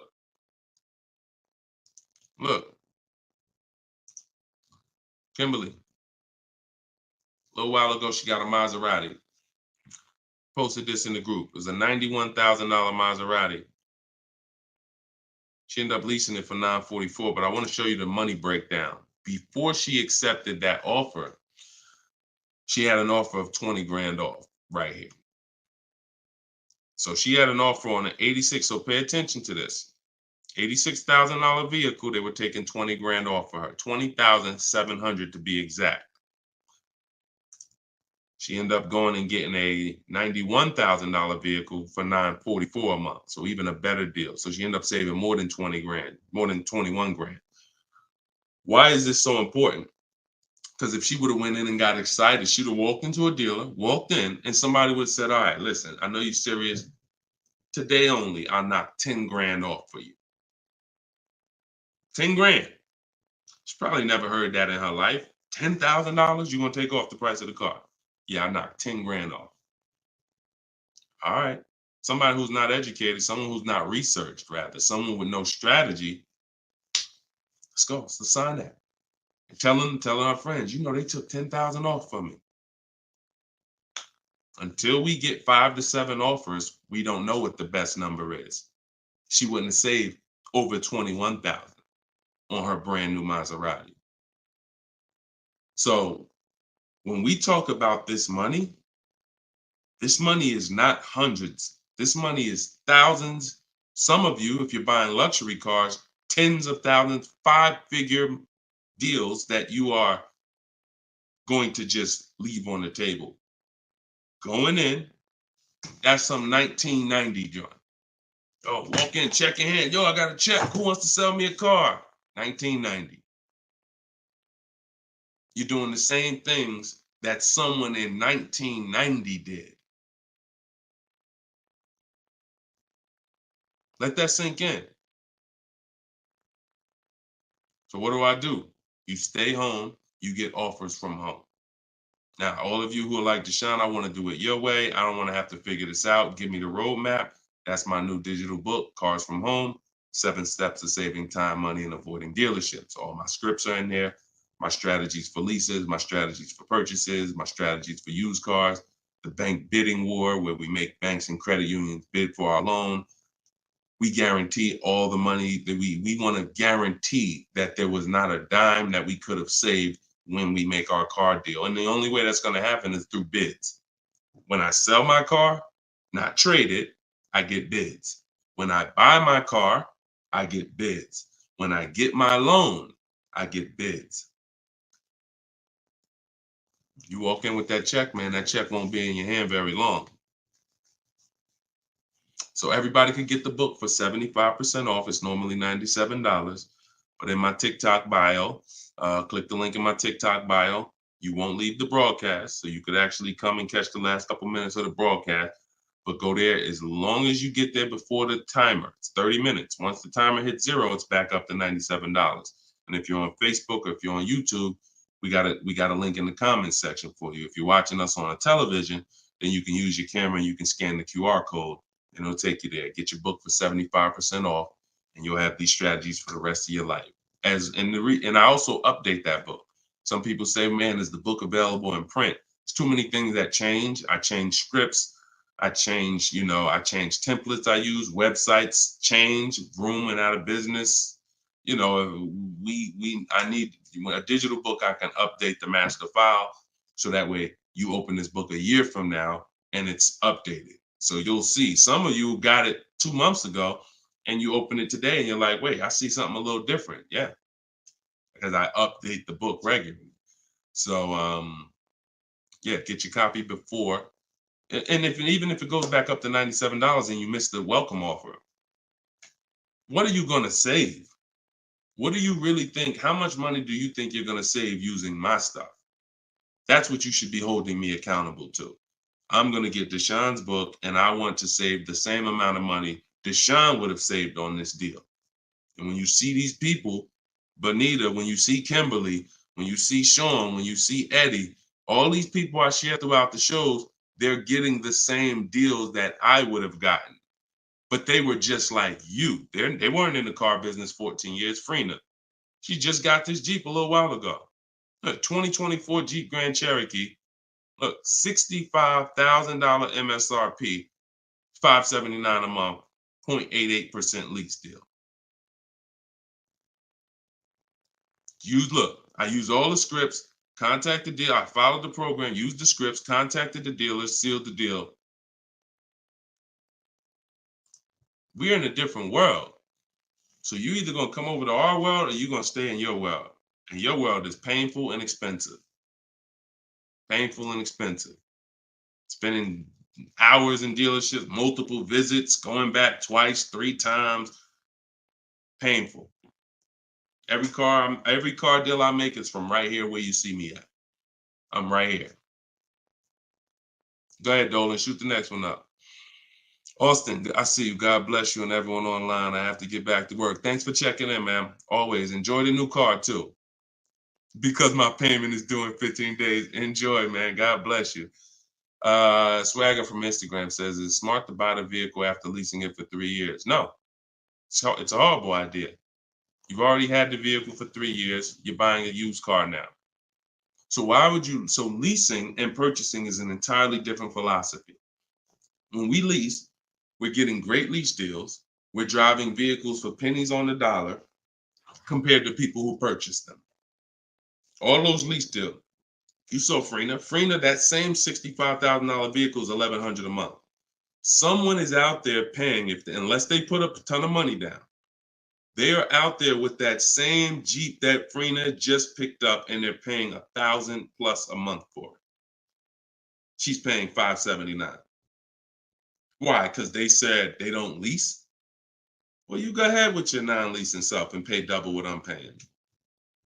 Now, if you're keeping the vehicle forever, 8, 10, 12 years, in my book, I created the 8-year rule. The 8-year rule is when you begin to win as a purchaser, because that's when the depreciation is going to cool off and make sense. You can get some of this money back because the person who's leasing is killing you. In terms of the money that's not coming out of their household compared to yours, they're killing you. So you now need to try to catch up one day. And if you catch up, the only way you catch up is you keep your car until the depreciation cools off 8 years, 9 years, 10 years, 12 years. And that's where you win. You can't do that with a lease.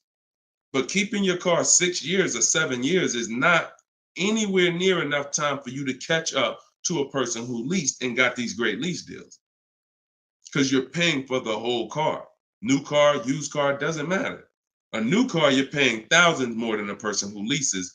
A used car, over 8 years, you're paying about the same money as a person who leases for a used car. So by the time you go and replace that car, if you kept it 8 years, your car's already 11, 12 years old, 13 years old. Person who's been leasing been driving brand new cars. So there's no comparison. It's great lease deals are here, long-term purchases are here, and everyone stuck in the middle is just losing thousands and thousands of dollars. I'm sorry to tell you, but if I don't tell you, no one's going to tell you. You buying cars, trading them in 4, 5, 6, 7 years, when they're still depreciating heavily, you're losing compared to people who purchase and keep long-term and people who get great lease deals. You're losing thousands. If you buy your lease, now you're switching and saying, okay, why do I want to buy a used car now? Because that's all buying a lease is.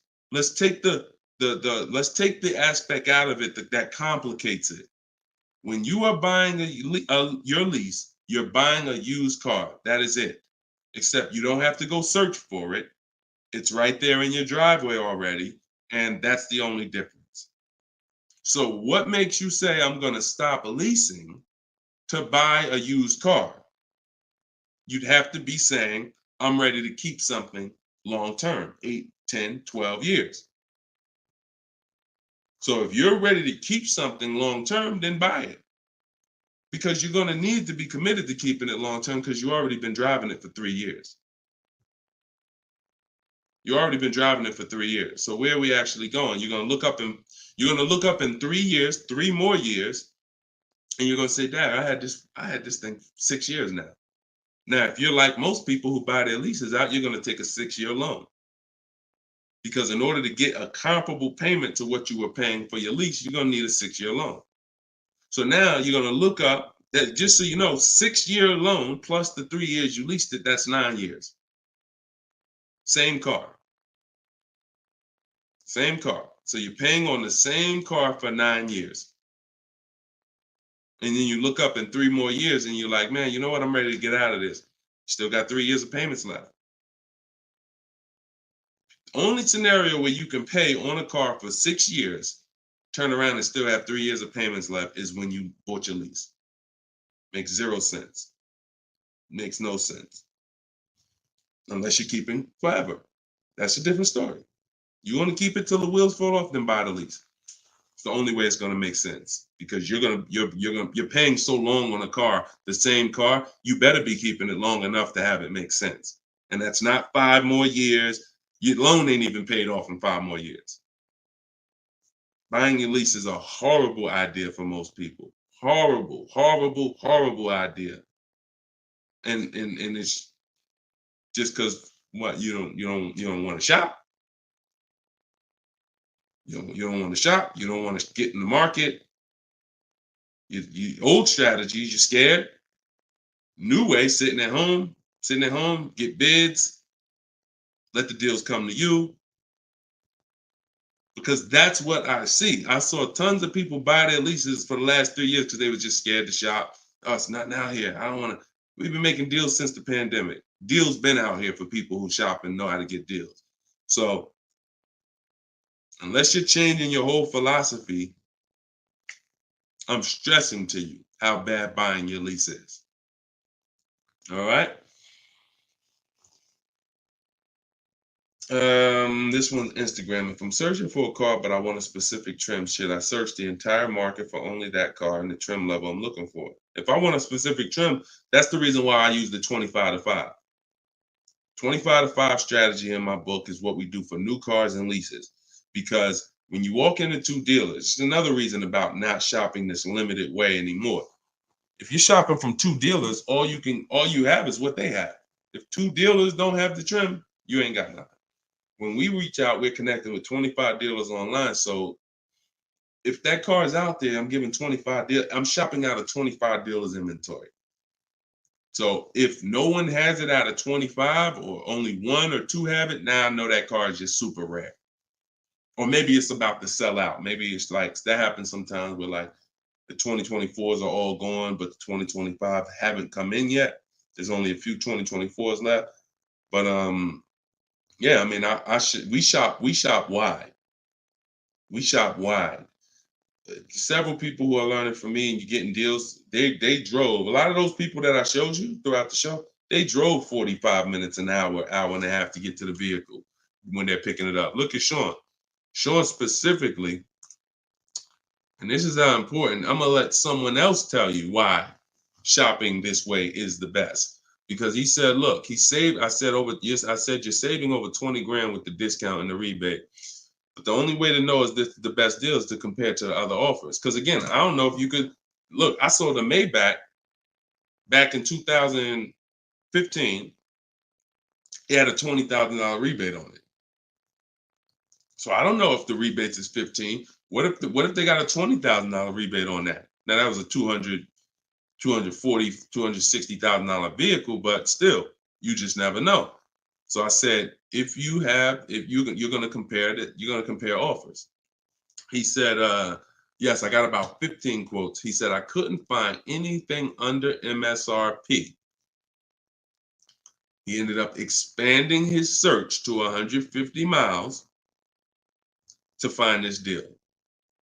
So he's driving probably 100 miles somewhere. I doubt it's all the way 150 miles, but maybe he's driving 100, 120 miles. But look what he's saving, 20 grand. So we don't do local because you only buy your car once every couple of years. So you buy your car from who makes you the best offer. You service your car from where it's the most convenient. Yeah, we drive to get our deals because most of the time the dealers that are near you, they feel like they own you anyway. So when they see the zip code, they think, oh no, we don't have to make, this person's local. This person's 20 miles away. No, we're not gonna do nothing crazy. But when those people who are 100 miles away from us see us pop up on their computer, and they're like, oh wait, we could take a deal from our competition. All right, let's do this. Sometimes they'll beat the deal that your own local dealer won't get. Your local dealers are charging you the most money. Local dealers are hands down most of the time charging you the most money. Everybody close to you, because they just like you close. You ain't gonna shop. The statistics show you shop 2 dealers before you make a deal. That's what the statistics show. Look, right here. I'm gonna show you something. When I tell you, look, no offense, I wouldn't be trying to help you if I could, but I gotta keep it real to you. This is all stuff we know about you.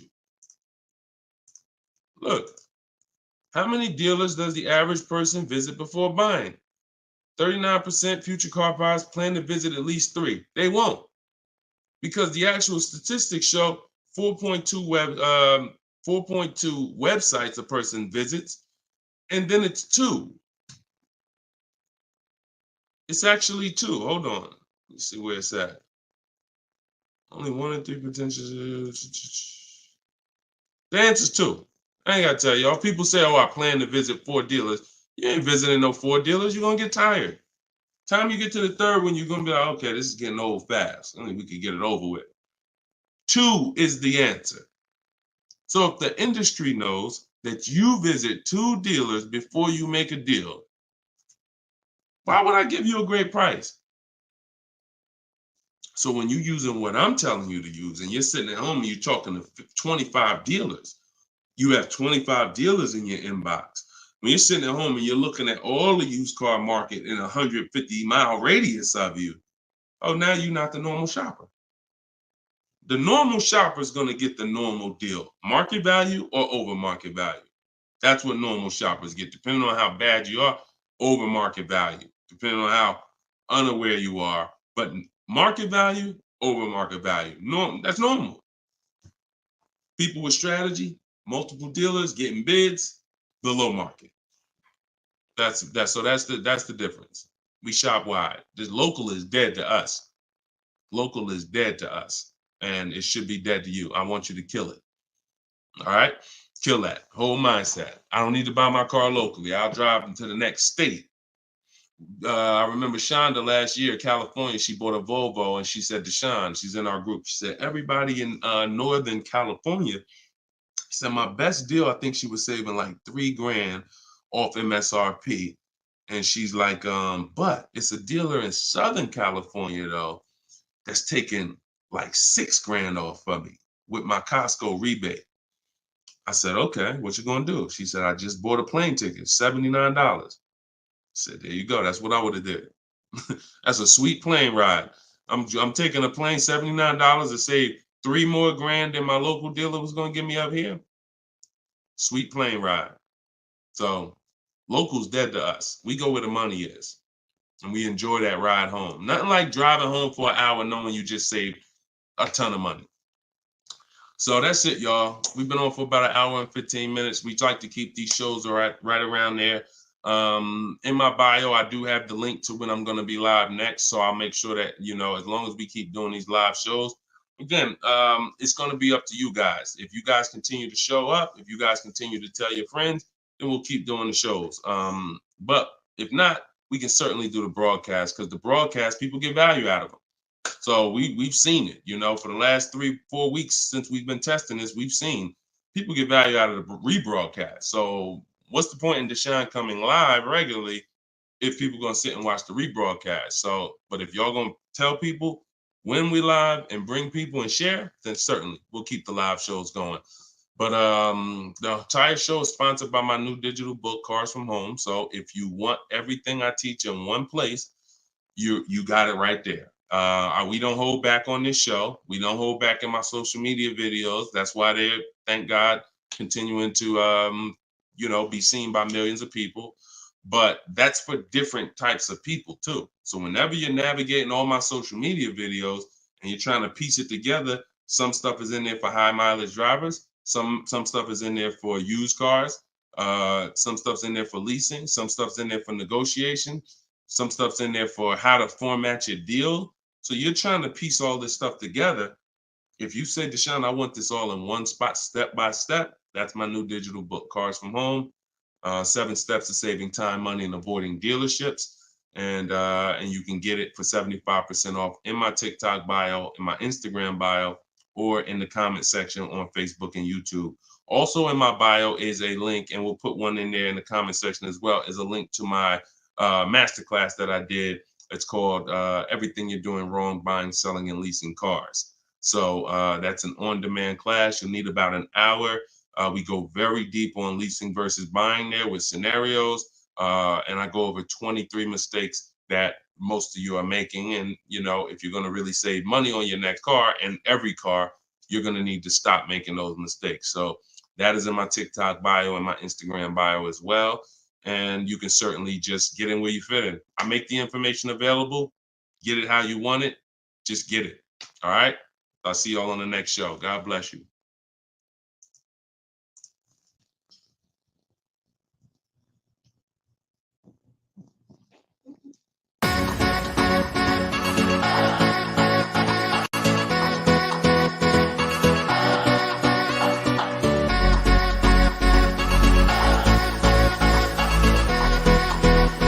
The worst possible thing you could say when you walk into a car dealership. I spent 5 years with Mercedes-Benz, 5 with General Motors, and the worst thing a person could say when they walk in is, if you could just get me to this payment, we got a deal.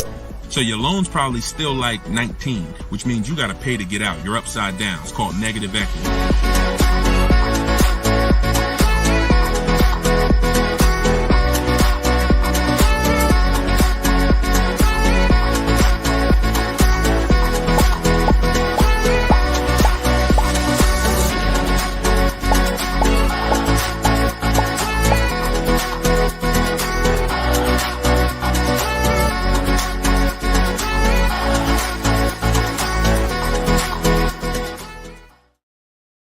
What's going on? Welcome, everybody.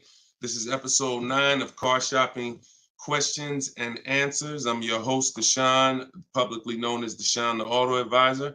We're live now on 4 platforms: TikTok, YouTube, Instagram, and Facebook. And this is our live show. It is Tuesday at noon.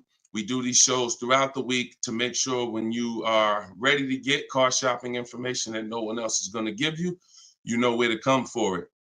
So you guys can start typing your questions while I take care of the housekeeping. We have Dolan in the background who'll be bringing your questions in. Shout out to the people running the likes up on TikTok. Appreciate y'all tapping the screen. I'm the author of the new digital book, Cars from Home, 7 Steps to Saving Time, Money, and Avoiding Dealerships. And I feel it's only right to start this show with two reports I got, which were great. I had somebody write us and talk about the deal they got on this 2024 Mazda CX-90. MSRP was $44,820. They got a $6,500 discount from home. Shout out to you, Tiffany. I appreciate it. This is what we do. And when we think, when we launched this live show a few weeks ago, my plan was to, my prayer rather was that people would take the book, use the book, write me your success stories so we can feature you here and feature your deals. These are below market deals. These are not advertised deals. And she got this by handling the process from home, getting multiple offers like we teach. We also had Barrett write his review on Goodreads. So we were 4.94, almost 5 stars. Book is outstanding, a must-have for anyone seeking to buy, lease, or even sell a car. It's presented in a very professional, easy-to-follow, step-by-step manner that covers every situation from buying, leasing, cash, credit, good, bad.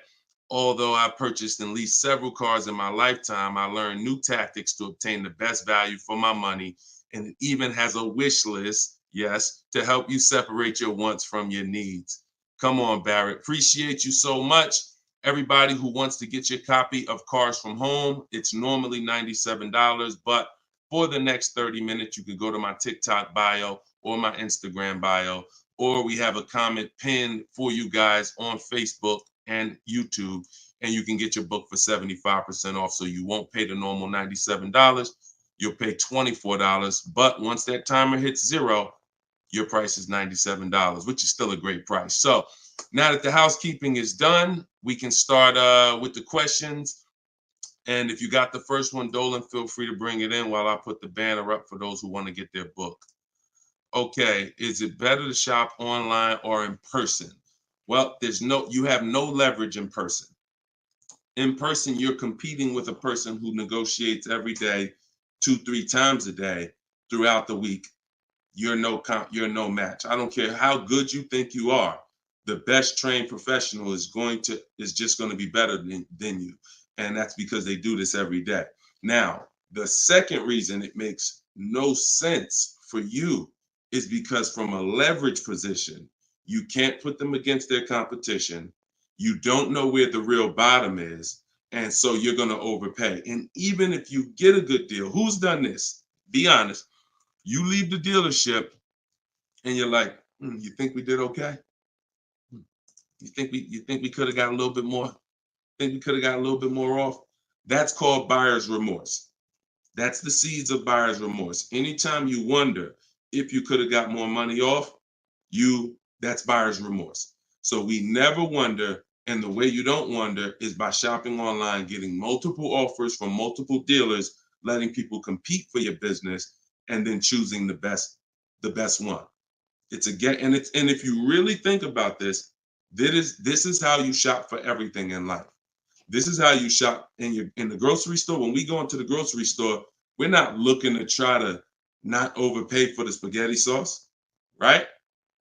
We're not looking at hoping that we don't overpay for the grapes today, or let's use for the potato chips we're going to buy, because we already know there's so many options and there's so many people that are competing against each other to sell us something. And that is how you guarantee your best deal, when you have multiple people competing. So when you are leasing a car or buying a car, you need to get at least 5 bids. When you are buying a used car, you need to be shopping wide. You need to be shopping within 75, 100 miles of you. And that's a minimum.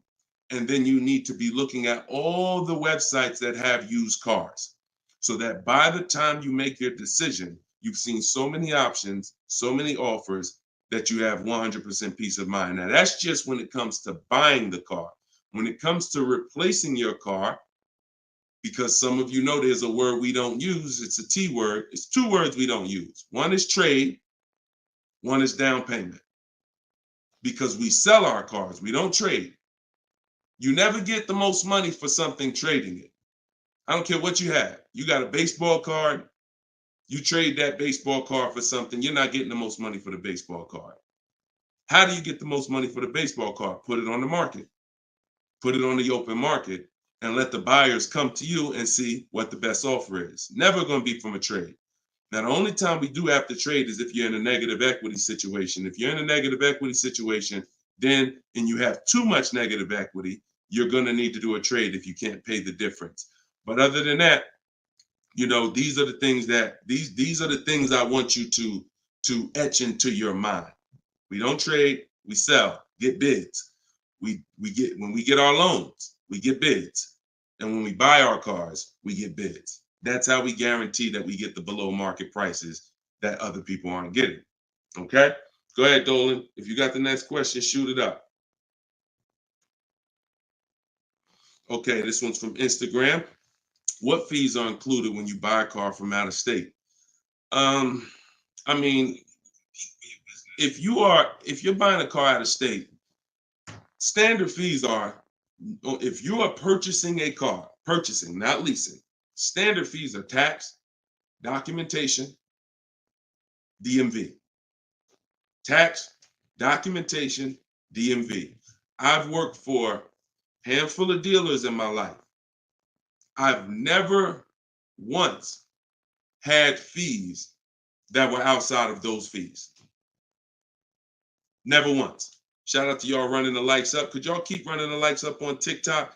And shout out to the sharers. You know we appreciate you. Thank you for sending your friends. Thank you. Listen, you should at least be tagging your best friend. Whoever your best friend is, and hopefully we all have at least one. That's the person you should be tagging. They'll thank you. No one's gonna get mad at you for sharing my stuff with them. I guarantee you that. But shout out to the sharers. I appreciate y'all. So when you are, so that's an indicator. Any dealership that is making up these fees that have run rampant over the last 4 or 5 years, prep fees, marketing fees, internet fees, low jacks, we call that padding the deal. You know, you're just packing on stuff, and what you're doing is you're leaving yourself room to negotiate. We don't like to buy from those dealers because those are 80% dealers. I saw somebody ask yesterday on the show, what's an 80% dealer? We didn't get a chance to get to that question. 80% of dealers will overcharge you. It's a competition. So what you're trying to do is find the dealers who are the best prices. And the 20% are the great people. They're the honest ones. They're the ones who are not afraid to compete.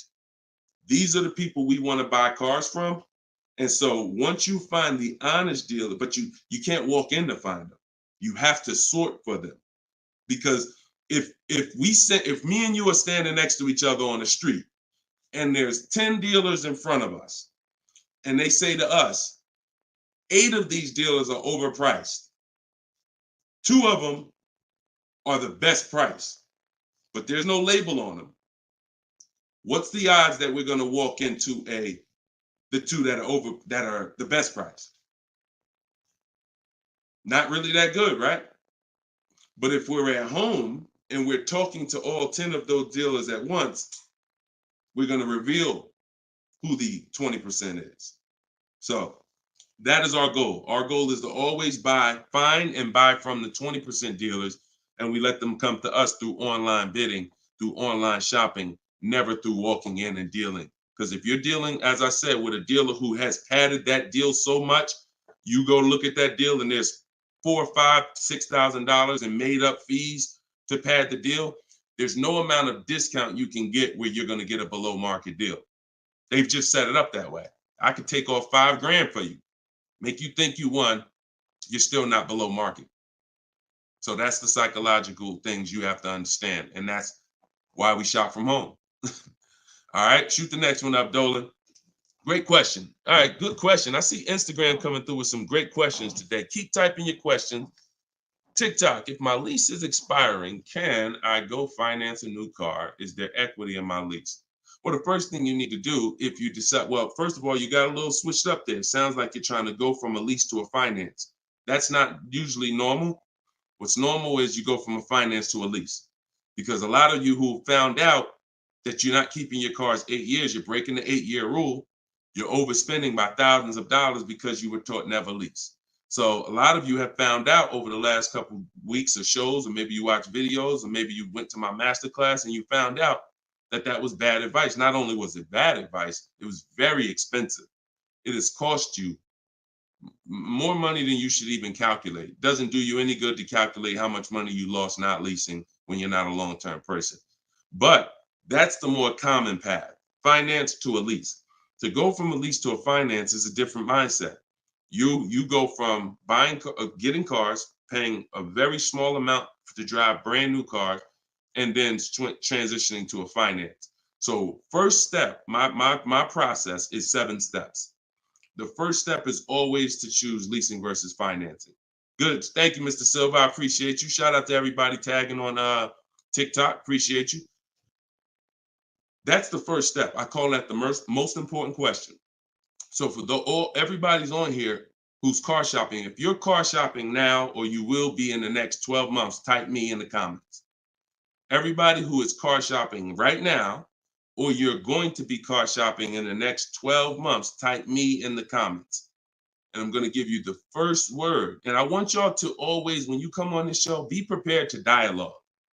Like, be prepared to dialogue. Have your hand by your keyboard.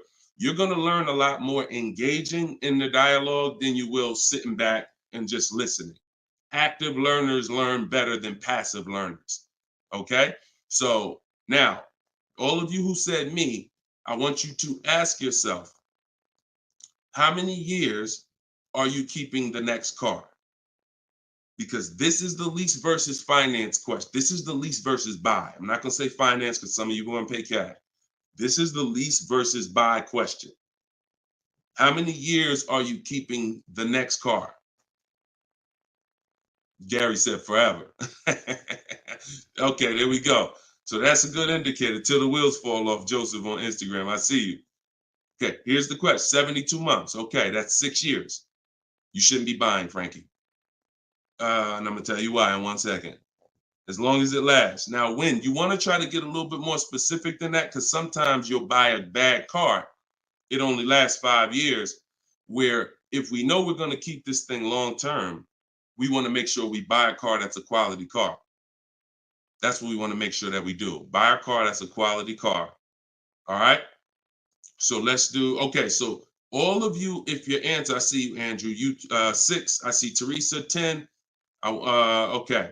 Now, here's the rule. I call this the 8-year rule. The 8-year rule is based on when cars lose the most money. So it's not based on, see, some of you have been taught you pay off your car, get the title, do whatever you want. You want to trade it in, do what you want. I'm here to tell you that that's cost you because you don't understand the unseen expense. And the unseen expense is the one that's hurting you. That's depreciation.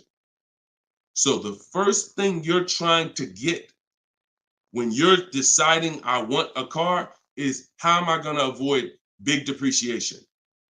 Big depreciation. You buy a car for $30,000 today. What is it worth in 3 years? Even if you don't drive it. See, this is these are the things that you've been, oh, well, I want to buy a car. I drive as much as I want. But even if you don't drive a car, if I sat a car right outside your house right now and said, Lily, this car is worth $30,000, and you said, Deshone, I don't need a car. I already got a car. And I said, but it's yours. Here, it's yours. It's worth $30,000. You don't drive it. You come back a year later. What's that car worth? Told y'all, stay by the keyboard. What's the car worth? See, we're going to dispel this myth right now, because some of you don't understand, because of what you've been taught, that you think, oh, if I buy a car, I could drive it. I don't pay for the mileage. I'm going to show you that not only do you pay for the mileage, you pay even if you don't drive it. See, look, Alvin said 24. Look, didn't drive it 1 mile. Days on Instagram said 24. Look, didn't drive it 1 single mile. That's probably accurate. So think about that. If that's many people will mention depreciating assets.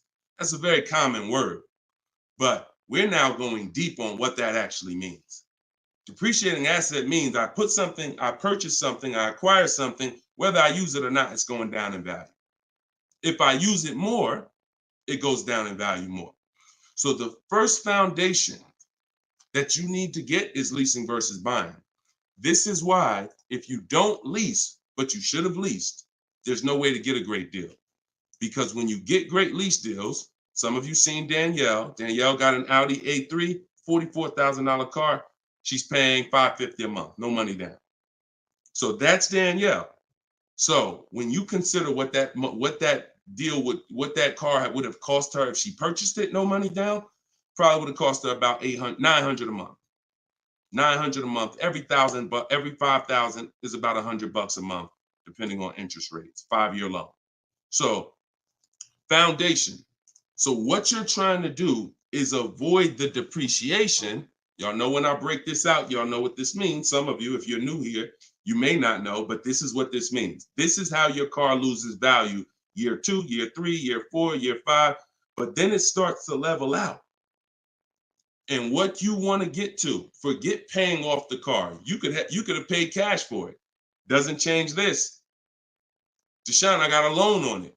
Doesn't change this. This is the actual asset value. This is the car's value. Forget the loan that's attached to it. This is the car's value. So your goal in purchasing, if you want to avoid this, see, some of you buy cars, trade them in here. Trade them in here. That's 2 years, 3 years, 4 years. You're trading the cars in when they have lost the most value. And that's a losing formula. Now, there's 2 ways that we avoid this. One is long-term ownership. Who has a car outside? They've had it for more than 8 years. More than 8 years. Type me if you have a car in your driveway or in your household, you've had it for more than 8 years. Type me. I see you, Gary. Okay. Okay, I see you, Sergio. All right, more than 8 years. I see you, 12. Now, this is where you win. Here's why. Your car is no longer losing value like this every year. Now it's only losing a little bit. Now it's only losing a little bit. You beat depreciation. See, the goal with a purchase is to beat depreciation, not pay off the car. You could pay off the car and still lose to depreciation because you replaced the car in the early life cycle. So if you are not buying the car with the intent to keep it long term, 8 years, there's no comparison to a person who's leasing. So there's 2 sides. One is the people like Danielle. One of the people who are like, Deshone, I'm not keeping a car 8 years. You should be shopping for aggressive lease deals, not normal lease deals, below market lease deals. That's what I teach. Or you should be purchasing, getting great deals, below market deals on purchases, new cars, used cars, with the intention to keep them long term. That's it. So that's all step 1. I call that the most important question. That my book is broken down into 7 steps. It's called Cars from Home, 7 Steps to Saving Time, Money, and Avoiding Dealership. Step 1 is the most important question. That's what we just hit on. It's the leasing versus buying, because you need to pick a side and you need to have a long-term plan based on what side you're picking. You can't be stuck in the middle. Stuck in the middle, you're going to lose all the money. You lose all the money stuck in the middle. Purchasing cars, flipping them in 3, 4, 5 years, you're losing all the money. Buying your leases out at the end, you're losing all the money because you're mixing the 2. Lease or buy long-term. This in the middle right here, that's the danger zone. Everybody clear on that? If we're clear, type clear. If we're clear, type clear. All right? This is Monday's live show. But wait, what day is it? This is Tuesday. Tuesday's live show, 12 o'clock. So whenever y'all don't see the banner on the show, then you know it's live. If you see the banner that says when we're live, then you know it's one of our rebroadcasts. But if you don't see the banner, that means we're live and you can start typing questions. All right, clear. All right, everybody's clear. Now let me hit the second part of Frankie's question. Okay, and for those who just came on, everything I teach is out of my new digital book. It's called Cars from Home, and you all can get it for 75% off. It's normally $97, but in my TikTok bio, in my Instagram bio, and in the comment section on YouTube and Facebook, we put the link there for you so that you can get your copy for you won't pay the normal $97, but you only got 30 minutes. It's a welcome offer. Once that clock goes down, to zero, your price is $97, which is still a great price. You saw how much money Tiffany just saved on her new Mazda, just using what's in the book. Saved herself, I think, $6,000. So go ahead. Oh, no. So, and then you move into the equity assessment. So once you decide, Frankie, which you already said you're only keeping the car 72 months, you should not be purchasing. Because if you purchase, we already went to what's going to happen. You can't win keeping that car 6 years and then replacing it. So you should now be doing your equity assessment, which is calling your bank, get your payoff, and then you're going to go to the cash buying websites. Don't use algorithm sites because they're worthless. Car Guru, Sell My Car, CarMax, Carvana, Driveway, AutoNation, Sell My Car, AutoNation, Sell My Car. 6 offers, 3 are from dealers, 3 are from online buyers, and these are the best offers you're going to get. They'll cut you a check the same day. That's our bidding system. That is how we do our equity assessment. We do not trade our cars in because we're not going to get the money that they're worth trading, which I hit on earlier. All right. I know we got a lot of questions being typed. Dolan, you can shoot the next one in. Okay, this one's from Instagram. I'm looking to lease a GLS 450. Does Mercedes have any third-party restrictions on selling your lease? So I wouldn't concern myself with that. I'm going to tell you why. That's like trying to think about the purpose of equity on a lease is a bonus. Shout out to y'all running the likes up on TikTok. Appreciate y'all. If y'all could keep tapping the screen every couple minutes, if you could just give it a little tap, tap, tap. That just keeps running them up. Just every minute. Every time you hear something and you're like, oh, that was good. Tap, tap, tap. And it'll just keep the likes running up. Keep TikTok notified of what we're doing over here. So you never want to base the car you're going to lease on if it's going to have equity at the end. The benefit of leasing is driving cars for pennies on the dollar compared to what people purchasing them. And you're avoiding depreciation that people purchasing the vehicles are going to take. That's the benefits of leasing. Now, there's a lot of other benefits too. I mean, you're driving a new car. You're under warranty most of the time. Depends on how many miles you drive. So if you drive, 12,000 miles a year, most bumper-to-bumper warranties cover that. If you drive 15,000, maybe you won't have a little bumper-to-bumper at the end, depending on what you choose. Mercedes has a 4-year 50,000 bumper-to-bumper. But the benefits of leasing are what I just laid out. Equity is a bonus. We don't want to look, equity is not something we ever want to base the vehicle we're going to lease off of. It's too many market changes that could affect it. A car could have high resale values now, and then in 3 years it doesn't, which means any equity will be eliminated because of the 3-year-old used car market. So you don't want to shop like that. You don't want to shop like that. Focus on, and what I teach in my book is you're going to pick 3 vehicles. Good to see you, Judith.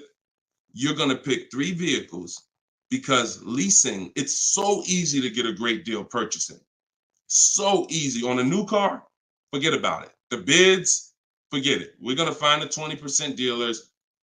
In my book, I have all the scripts because I don't want you talking. Who'd rather get great deals without talking? Be honest. Who's not a good negotiator? You're not a good negotiator. Type not me. Like you just be honest. I don't ever want you to put yourself in a position where you need to talk. And if you start talking to somebody who's trained to talk and dissect and get information and then tailor a deal, you're going to lose. So in my book, everything is silent. The only people we talk to when we talk to people are managers, because those are different conversations if we need to have them. We're never talking to salespeople besides when we're coming on to test drive the car. We're never talking to salespeople because we just don't know who we're dealing with. So when we're online, we're always typing. That's why I say go online. My strategy is called the 25 to 5. We go online and we contact 25 dealers, go to their website. I have copy and paste templates in there that you just fill in what you want. But if you're going to do it your way, that's fine. But I'm telling you, you don't want to deviate from this format because you're going to get yourself in trouble and you're not going to get the results. You want to be able to connect with a large amount of dealers so that you could get 5 offers, at least 5, because 4 are going to be overpriced most likely, but 1 is going to beat everyone else. So, but when it comes to a lease, there is the lease program. that the dealer can't control. So if we don't know what a lease program is until we shop offers. So there's no way you can look at the residual value. You can look at all this money factor. I know some of you who are in the math, you're like, oh, well, I'm gonna just look at the money factor and see. You can't tell because it can have a high money factor, but it have some good rebates. The only way we know a great lease deal is to shop the market, get our offers, and then if the lease program, if the best offer doesn't get you under 1.5% with no money down, then it's a bad lease program. It's a bad lease program. In which case, we move to another vehicle. So I'm not going to ever co-sign leasing a bad vehicle a vehicle with a bad lease program. I've had all types of people hit me, Deshone, I'm looking at this Range Rover, man, but I did all the offers, and they'll be in the group. We have a private group, and I get to talk to people all around the country about this stuff. So they're like, Deshone, you think I should move on? I'm like, look, you could wait till next month, see if the program gets better, but I'm never going to co-sign signing a bad lease deal. You're paying too much money for a vehicle you're giving back in 3 years. So you're defeating one of the major benefits of leasing. So that's the only reason why we have to have 2 other vehicles that we like when we're leasing. On a purchase, no. One vehicle, pick it, get your bids. One dealer is going to blow everybody else away. But with a lease, you want to have 3 vehicles just in case it's a bad lease program. And if they got a bad lease program this year, maybe in 3 years when your lease is up, they'll have a good lease program. So that's what we do. It's too many cars out here. It's 400 cars out here. 40-something manufacturers competing for our business. Why are we going to get locked on one car? And the reason we're doing this, y'all, is because we're not shopping. You're not shopping. You're not taking the going out for the weekend and test driving cars seriously.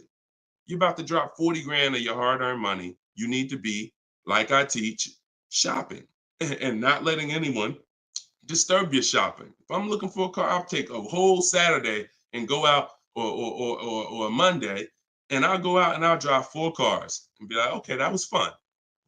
Don't sit down and don't talk numbers. So let me make that clear. Don't go in there and sit down at the desk and start talking numbers and get a proposal. No. Shop. Once you decide what you want, then we come home and we get our offers from home. All right. Go ahead, Dolan. Next question. All right. When you don't talk, I see a lot of you saying you're not good negotiators. Then you just got to stop talking. Stop talking and start making people bid. You're going to get better deals than good negotiators all day long. Heard you loud and clear on the rebroadcast. I'm here live. All right. Welcome, Jill. Looking for a car now. Profited on a sale, so coming in clean. Need to rebuild credit. Lease cheap car, finance car under 5-6 grand. It depends on where your credit is. If you're in the mid-6, I teach something called, profile over score. So if you have a paid off car, if you have nothing gets you approved for a car like on-time car payments. If you've been making on-time car payments for 2 years, 3 years, you're typically going to get approved for most leases. As long as you're not going from like a $450 payment to a $900 payment. But if I'm in a state where if I'm in that mid 6s, 660, 670, I go for the lease. If I'm in the low 6s, then I go for what I call a smart car, which is the car to set you up to lease. So your goal is to get the least expensive car you can get a loan on, quality car. You want to go small as possible, and small as possible for you might be you need a sedan. You might need 3 rows.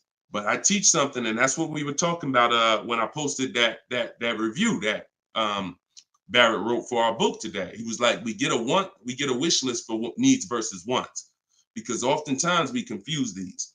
Needs are things you can't live without.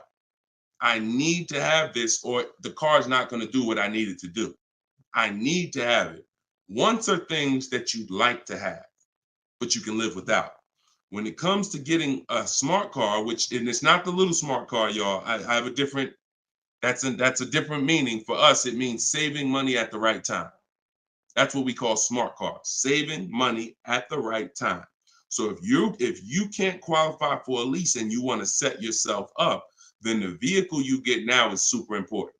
The vehicle you get now could either set you back from leasing because you bought too much vehicle, payments too high. You didn't buy a dependable vehicle. It's not going to last. It's going to start having problems. It's It's going to break down.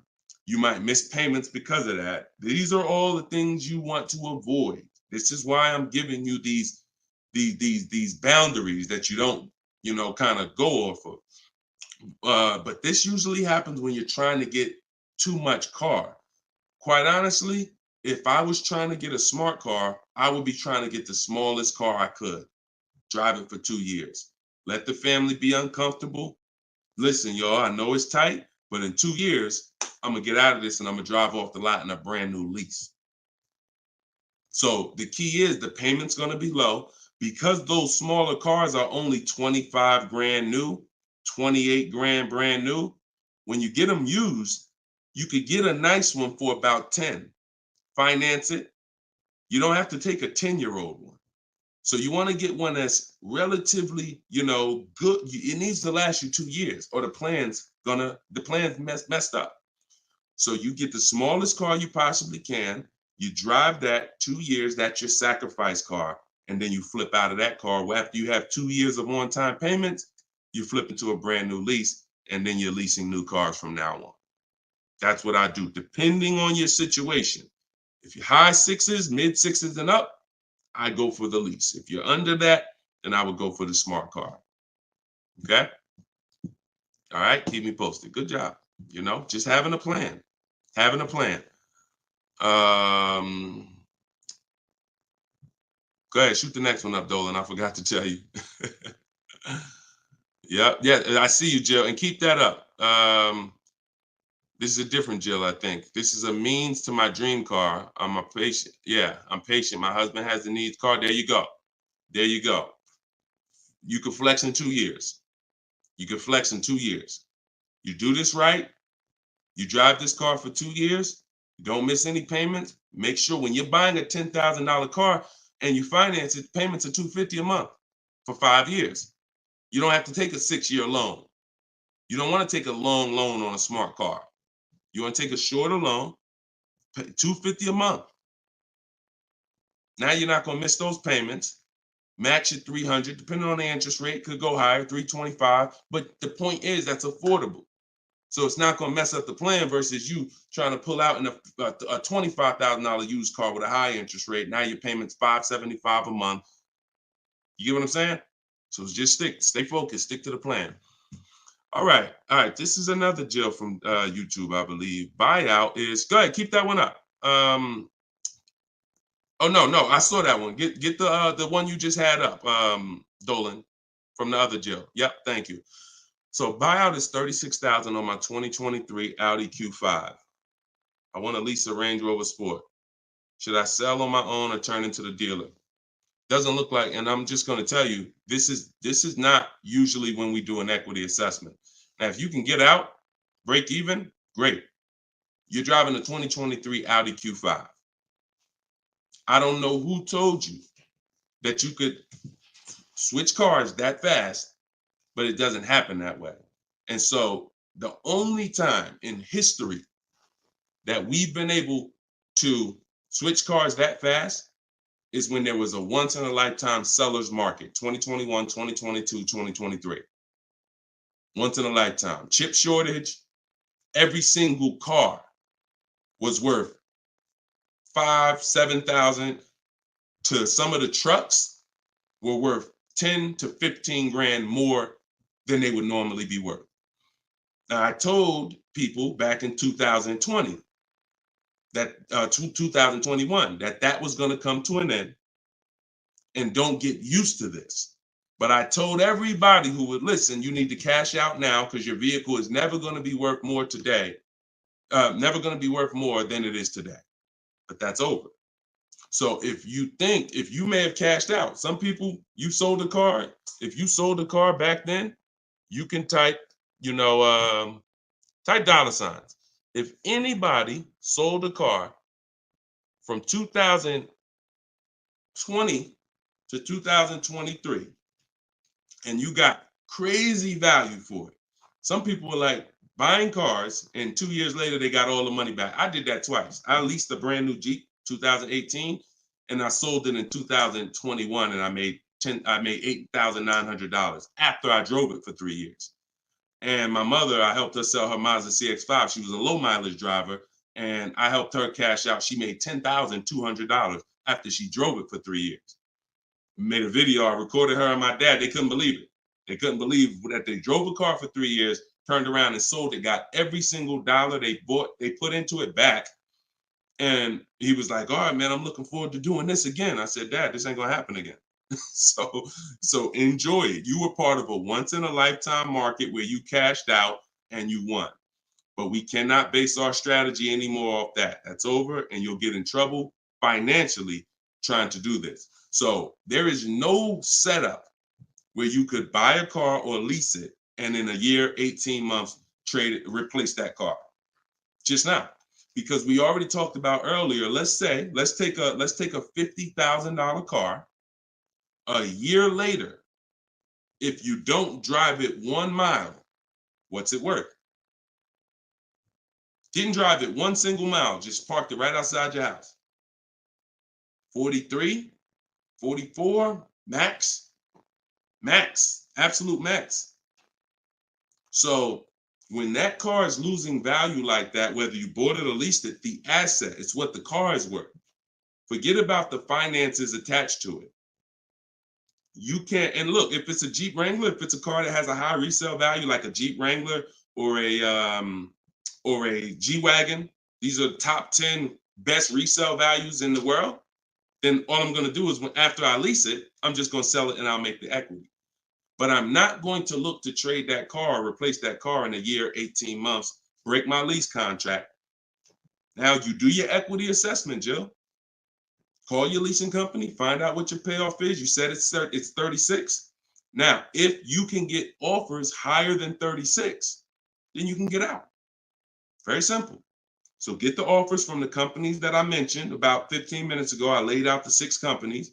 But when you lease, though, you must put no on those websites. It's going to ask you, do you have is the vehicle owned, leased, or financed? You want to put owned, because something triggers on their websites. They think every lease has a third-party restriction.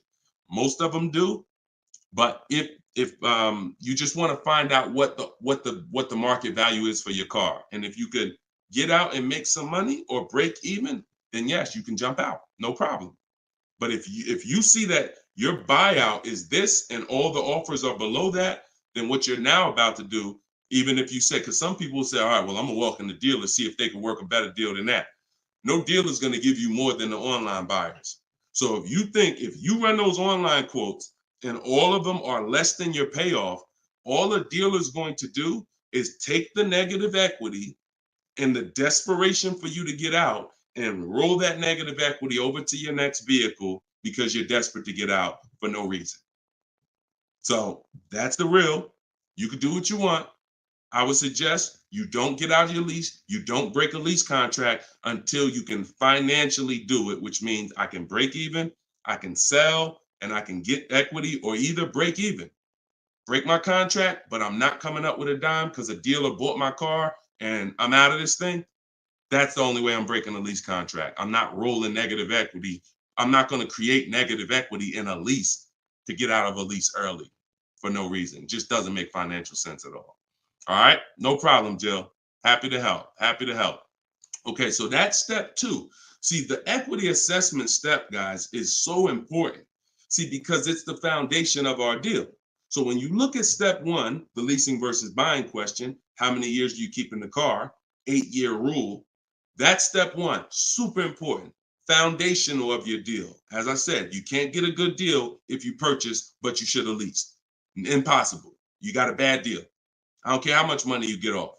Now, second step is if I have a car to replace, I got to do an equity assessment because I need to know, is this car that I'm in going to be going to prevent me from making a move right now? Too much negative equity, I'm prevented from making a move right now. If I can get out, make some money, now I got some money. I can sell. I can put money in my pocket, put it in my bank. That means it's an asset. It's a blessing to me. So your car that you're in could either hinder you from getting a car or it can help you get the next car. That's why we always do the equity assessment before anything else. All right. I don't know why I'm frozen on Instagram. All right, go ahead back in, Dolan. Next question. Okay, now I'm back. I see. I'm just monitoring Instagram. Okay, and just so y'all know, everything that I'm teaching is out my new book. And look, I want to show y'all this. And before, keep that question up. Look, here we go. Boom. Look at that. 4.94. Thank you to everybody. We're higher now. I think we're up to 35 ratings, 28 reviews. So thank you to everybody who's reviewed the book on Goodreads. Appreciate you. And thank you for everybody who's using it. Make sure you are writing me with your success stories. Show me your deals so that I can post them just like I posted Tiffany's deal. But everybody can get the book. You can get yours for it's normally $97. But as our welcome special, our book launch special, you can get it for $24, 75% off in my TikTok bio for 30 minutes, or my Instagram bio, or in the comment section of YouTube or Facebook. We have a comment pin for you. And if you're watching us on TV, you can use your phone and you can scan the QR code here on the screen, and you can get your copy for 75% off. But once that timer hits 0, if you visited that page and the timer it started, once it hits 0, the price does go back up to $97, which is still a great price. It's a great price either way. And it'll be in your inbox in a couple minutes. Okay, this is from Instagram. I use your template in the book to ask for quotes. Their response is the lowest offer you have received. They are being difficult and giving me their best offer. What's the best way? Use the scripts. It's just conversation. Hopefully you listen and you have a separate email, because you're not going to have intelligent conversation with 5, 7, 10 dealers mixing personal emails. So every part of the system is important. Having a separate shopping email, so everything in there is dealers. And now everything they're saying, we have a response for. Every single thing. It doesn't matter. Don't expect 80% dealers to be easy. Expect them to, hey, can we have a conversation? Hey, when can you come in? Hey, this be a whole lot easier if you're here. See, what we already know is we've given them all the information they need to give us a quote. So the best thing, or the stages we move through in our conversation with dealers, is who has a car that I want. That's first. Our first set of scripts is designed to weed out the dealers who don't even have a car we want. Nothing to talk about. Nothing to talk about. So there are dealers who won't tell you they have a car. That's why we have scripts. Hey, when can we talk? I'll be handling my whole purchase online. Can you confirm if you have something that matches? Every one of my scripts ends with a question. If you're not going to use my scripts in my book, then you make sure every email you write should end with a question, never a statement. So what you're sitting at home and you are copying and pasting. Very simple. Everything they say, we have a response, because I use those scripts. I'm from inside the dealers for 14 years. I know those scripts. Hey, it'd be easier if you were here. Hey, we only do business in person. Hey, when can I get you on the phone? I promise it won't take long. All of the stuff they're gonna say. Hey, we only quote in person. None of the people I'm talking to have said that. So should I remove you from my list? Always ends with a question. So your expectation may be, you thought by sending all the scripts, you were just going to get, oh, quotes coming in, everyone doing this. No, that's why we have scripts, because we keep the conversation moving forward. Everything they say, just go to the script, open the temp. And just so y'all know, in my book, one of the best reasons why it's a digital book is because I link you to videos and I link you to documents, and that you can copy and paste. So that what this person is talking about is the templates and scripts that I've created for contacting and having these conversations with dealers. So, but everything they're doing is very predictable. You just change your expectation. I'm going to talk to several people and I'm going to weed this down to 5 offers. And out of the 5, one of them is going to beat everybody else. And then I'm going to use my counter offer calculator that Deshone made to send the counter offers and close my best deal. Take all the emotion out of it. Take all the emotion out of it. You should be emotionless. Nobody can hurt you. All right, you're at home in your living room. All right, go ahead. Mike said nobody gives us this info. I sold cars and the dealership wouldn't even give us any insight. Trust me, Mike, I understand, man. That's why I love the 20% of car salesmen and dealers.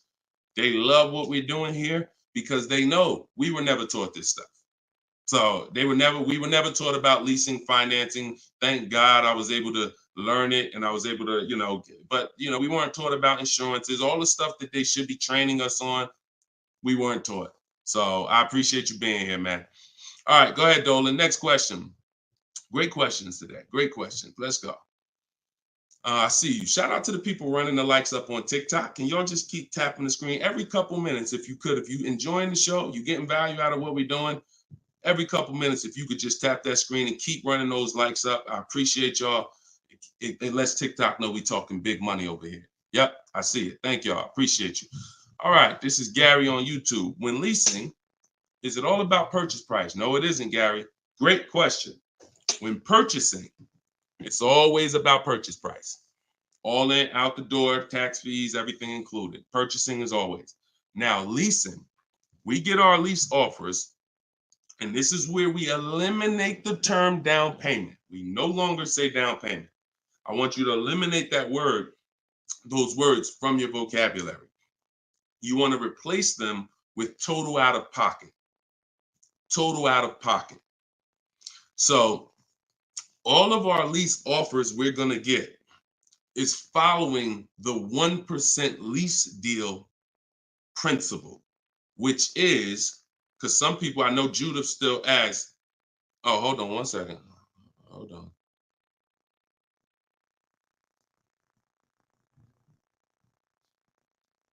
Okay, I think my wife's headphones hooked up to the broadcast here. Thank you for letting me know, Judy. So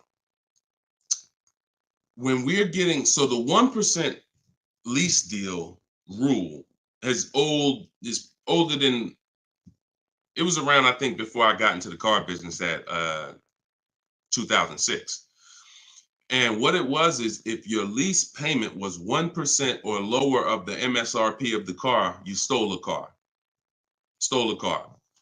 Example, I know if you've never seen a 1% lease deal, let me show you a couple. So this is Greg. Greg, look, first time posting here. I'm excited. My latest lease, graduated. Now we have a particular online, video library here. So when they say graduated, I have a coaching program, and but the steps are the same. So I always say, get in where you fit in. Steps are the same in my book, in my video course. He said, I followed the steps, set up a great lease deal, 36 months, 12,000 miles per year, all said and done. Monthly payments $527. MSRP is $56,275. So when you divide the monthly payment into the MSRP, you're going to get a number. Now, when you multiply that by 100, so I'll give you an example. Let me show you how this works. In Greg's case, I got my calculator up here. I would take 527, divide that into 56,275, which is the MSRP, not the selling price. Doesn't matter the selling price. The MSRP is how we gauge the value. Now, that's 0.009. Then we multiply that by 100, and that gives us 0.93%, which is what he put here in his post.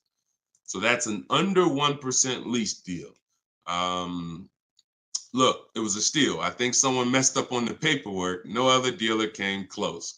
There we go. Same thing with Frina. Frina just got a Jeep a little while ago. Look, her deal was better than his, my God. But it's a better lease program. Jeep had a better lease program at the time. So, I mean, she got a $579 a month lease on a $65,950 Jeep Grand Cherokee hybrid. Out of control. So this is how we're shopping. You want to follow the format of the 1% lease deal, which is I shop with 12,000 miles per year. If I'm doing 18,000, I'll adjust it later. If I'm a high mileage driver, who's a high mileage driver? You drive more than 20,000 miles per year plus. Who's a high type HM if you're a high mileage driver? All right, type HM. You adjust it later. 25,000 mile a year lease. You always shop with 12 because that's how we judge. I see you, Mr. Silver. That's how we judge. I see you, Ado Johnson. Or no, A.D. Johnson. Sorry. So still going to, this is still Gary's question. This is why we're not focused on the purchase price when we're shopping lease offers. We're focused on looking at the formula that we use to judge a great lease deal. And everything we do, I have 3 rules. 1% lease deal, I didn't make it up. That's a steal. In between 1% and 1.5%, that's a deal, because that's still better than a purchase. It's still great value. When you compare it to someone who's purchasing, they're paying tons more. Even somebody who didn't get a steal, because the lease program has to be there to get a steal. They got to want to give away these cars. They got to have great incentive, great, everything has to line up, stars in the moon, and then we get the dealer that's going to give us the biggest discount. If it's under 1%, that means the lease program was incredible. But a good lease program, great lease program, will still get you, when you shop your offers, in between 1% and 1.5%. So, you look at somebody like, I used, Charles. So Charles got a Palisade, very, very popular vehicle. He got 10 offers from home. His best offer was 1.23, $48,000 vehicle. He's paying $597 a month. Now that same $48,000 vehicle, and this, I'm about to hit on something that I said earlier, but I'm going to really bring it across home plate right now. It's impossible to get a great deal when you purchase, but you should have leased. Because look, $48,000 Palisade, you guys know, we talked about it earlier, every $5,000 on a loan is about how much per month? Every $5,000 on a loan is about how much per month? I told y'all, stay by the keyboard, because we like to dialogue. So we want to make sure you are always by your keyboard so you could dialogue. Active learning. That's how you're going to get the most out of this show. Active. Okay. Anybody type it yet? Okay. Thank you, Dominic, on TikTok. Yes. $100. So that same Palisade that Charles is driving right now for $597, there are people who financed it, no money down, and they're paying almost $1,000 a month, $900 to $1,000 if they got a 5-year loan. If they took a 6-year loan, they're probably paying $8 something a month for 6 years. He's paying $597. So that's what I say. You cannot. And even when you have a good lease program and you get your offers, 1.23, 1.25, 1.3, great value compared to purchasing that car. You're avoiding the depreciation that someone who's purchasing is going to take, and it's no comparison. So, but there comes a limit. That's the third category. We got the steals, we got the deals, and then we got, I call this, it's time to chill. 1.5%. Above that, it's not a deal. There's no value there. There's very little value there. No, there's no value. And I'm going to tell you why. Just add up all the payments. 1.5%, we're paying too much for a vehicle we're giving back. It's very simple. We're paying too much for a vehicle that we're giving back. When you take hold on, let me get rid of this. Put the banner back up for those of you who want your book at 75% off. Just scan it right there. Once you get above 1.5%, there's no value, because if you take a $40,000 vehicle, a steal at 1% is $400 a month. A deal is between 4 something and 6. That's 1 to 1.5. 600 a month. Now, above 600 a month, let's take 650. That's 650 divided into 40,000. 650 divided into 40,000. That's a 1.6 lease. I never signed it. Never signed it. I'm gonna tell you why. 650 times 36 months, $23,400. $23,400 I'm paying over 3 years for a $40,000 vehicle that I'm giving back. I paid more than half of the vehicle to give it back in 3 years. So those of you who always wondered what the 1.5% rule, I had to create it, because the 1% rule, a lot of savvy people knew about it. But I noticed There was no threshold for when a bad lease deal. When are we at a bad lease deal now? We know what a steal is, but what's the bad lease deals? And when I started looking at the comparison to purchasing and then the giving a car back, once you get up above 1.5%, there's no value in leasing that vehicle. Next. Clear? We don't sign bad lease deals. Only time we did that, I'm gonna tell you something. All through the pandemic, I had people making 5, 7, 10 grand. Kid you not, hundreds of them. If they were making that kind of money selling their leases, then that was the only exception. Some of them will take a 1.6 lease, put money down. Some of that big equity they had that they didn't even know they were going to have, they would put it down to lower their payment. But that was the only exception back then. I never co-signed somebody doing it now. Okay? There we go. Gary, Gary, in my TikTok bio, are you on my email list? Send me an email. You want the whole, you just send me an email and we'll make sure we get you in. And that's a special price, and I'll get you the special price to join us. Okay. I don't know how, can we communicate on YouTube? I don't think we can. I think we can only communicate. If you follow me on any of the other platforms, Gary, YouTube, TikTok, Facebook, Instagram, they allow those direct messages and we'll be able to see you. Just send me a message and I'll get you some. I'll have the team find some special link to get you in at that price. All right. MSRP, Todd, is always the bottom line. Okay, this is a great question. Hold on. We'll pull another question up, but I want to do Todd's question he just asked right here. He said, do you include freight and handling in the MSRP calculations? That's a great question. Very common. Let me show you this. When you are looking at the MSRP, y'all, leases and purchases of brand new cars. Used car purchasing is different. But when you're shopping, we're always shopping based on the MSRP. So let me show y'all this. I'm actually going to save a window sticker right now, and I'm going to bring it onto the show. Hold on. All right, so let me go here. Boom. Check this out. All right, here we go. Hold on, it's loading, boom. All right, so here's a window sticker. Now, these numbers could be a little confusing. We want to go right there. Right there. Total MSRP is all we care about, right there. Total MSRP. Because you do pay for destination to get the car from the factory to the dealership. That's included. Like that's we pay for that. So it's no problem. We need to know. You don't want to account for any of these numbers up here before the option. It's always the bottom line MSRP, total MSRP. Now, if you ever see an addendum next to a window sticker, you see a handwritten addendum or a typed addendum that takes this total MSRP and it gives some other stuff next to it, we pay no attention to that. And in my case, if you're using what I'm teaching you, you would never even be talking to that dealer about getting a quote until you got home.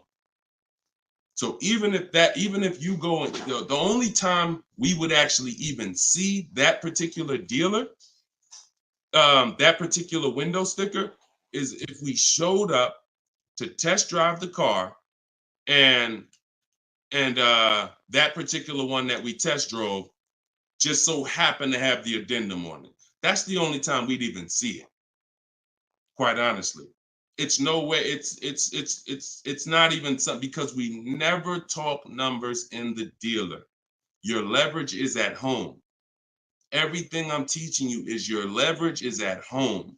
You can talk to multiple people from home. You can get bids from home. You can put people against each other from home. You're in control from home. You lose all of that sitting down at a car salesman's desk and going back and forth one-on-one. You can see the whole market at home. See, we get below market deals. I want you getting below market deals. There's no way for you to get below market deals without seeing enough offers to know the market. I can never sit down across a car salesman, across this table from a car salesman, and get a below market deal, because I don't know what the market is. I only know what your price is. And every single one of your competitors is going to offer me a different price. Some higher, some lower, depending on who you are. And so I can only expose that information by being at home. But yes, everything we are doing is always based on that total MSRP, and that's how we do our calculations. Okay, great question. If everybody's getting value out of the show, could you type some dollar signs? Just type a dollar sign if you're enjoying the show so far. So if whenever you see this show, if you see the banner above us, then this is a rebroadcast. But if there's no banner, then we're live. So you can ask your questions, but you can always make sure that I always want to make sure that you guys have access to the live shows so that you can use them. But even the rebroadcast, if you're sitting on watching the rebroadcast, you're going to get the same value pretty much as somebody here live, because somebody's going to ask the same question you had. I can almost guarantee it. So I'm glad. I see a lot of dollar signs.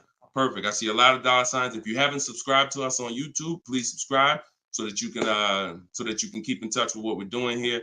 And certainly, good job. I'm happy everybody's getting value. Go ahead, Dolan. We got a few more minutes. Post another question. Great questions today. All right, this one's from Instagram. I haven't had any car leases on my credit before. How likely will I be able to lease an $80,000 car? I have great credit. If you got great credit and income, then you could go for it. Great credit and income, you could go for it. Whether you have the car. Now, I'm going to tell you something. Mercedes did not want to be people's first lease. So there are snooty brands out there. I cannot tell you that because BMW may not be that way. Audi may not be that way. Range Rover may not be that way, because I think Chase does their leases. So, but when it comes to Mercedes, they didn't want to be your first lease. You really had to have some type of comparable credit. But if you have great credit and you have the income, then certainly I'd be going for a lease. No doubt about it. No doubt about it. Just like the chicken and the egg, you know what I mean? Like, which comes first? Or it's better is the job and the experience. Can't get a job without experience. You can't get experience without a job. So in this particular case, somebody has to be your first, lender, and most of them will. Yeah, most of them will. You know what I do too? One more thing. I have this in my book too. Just so y'all know, every little detail is not left out, because I've been doing this since 2006. I've heard every question, and I knew every question has a place. What I do, if I'm you, is before I even shop for a car, if I don't know for sure, even with great credit, if I could get approved, I would call and I'd ask for the finance manager, and I'd tell him my situation. And I say, hey, look, you know what? I got a 740 credit score. I make this a year. I never leased before, but what do you think? And if a Mercedes finance manager would tell you, nah, it's probably not going to work with Mercedes. But someone else would say, nah, that's fine. So that way you don't even waste your time getting all your offers just to find out that this is one of the snooty leasing companies. All right. All right, there we go. All right, shoot the next one up, Dolan.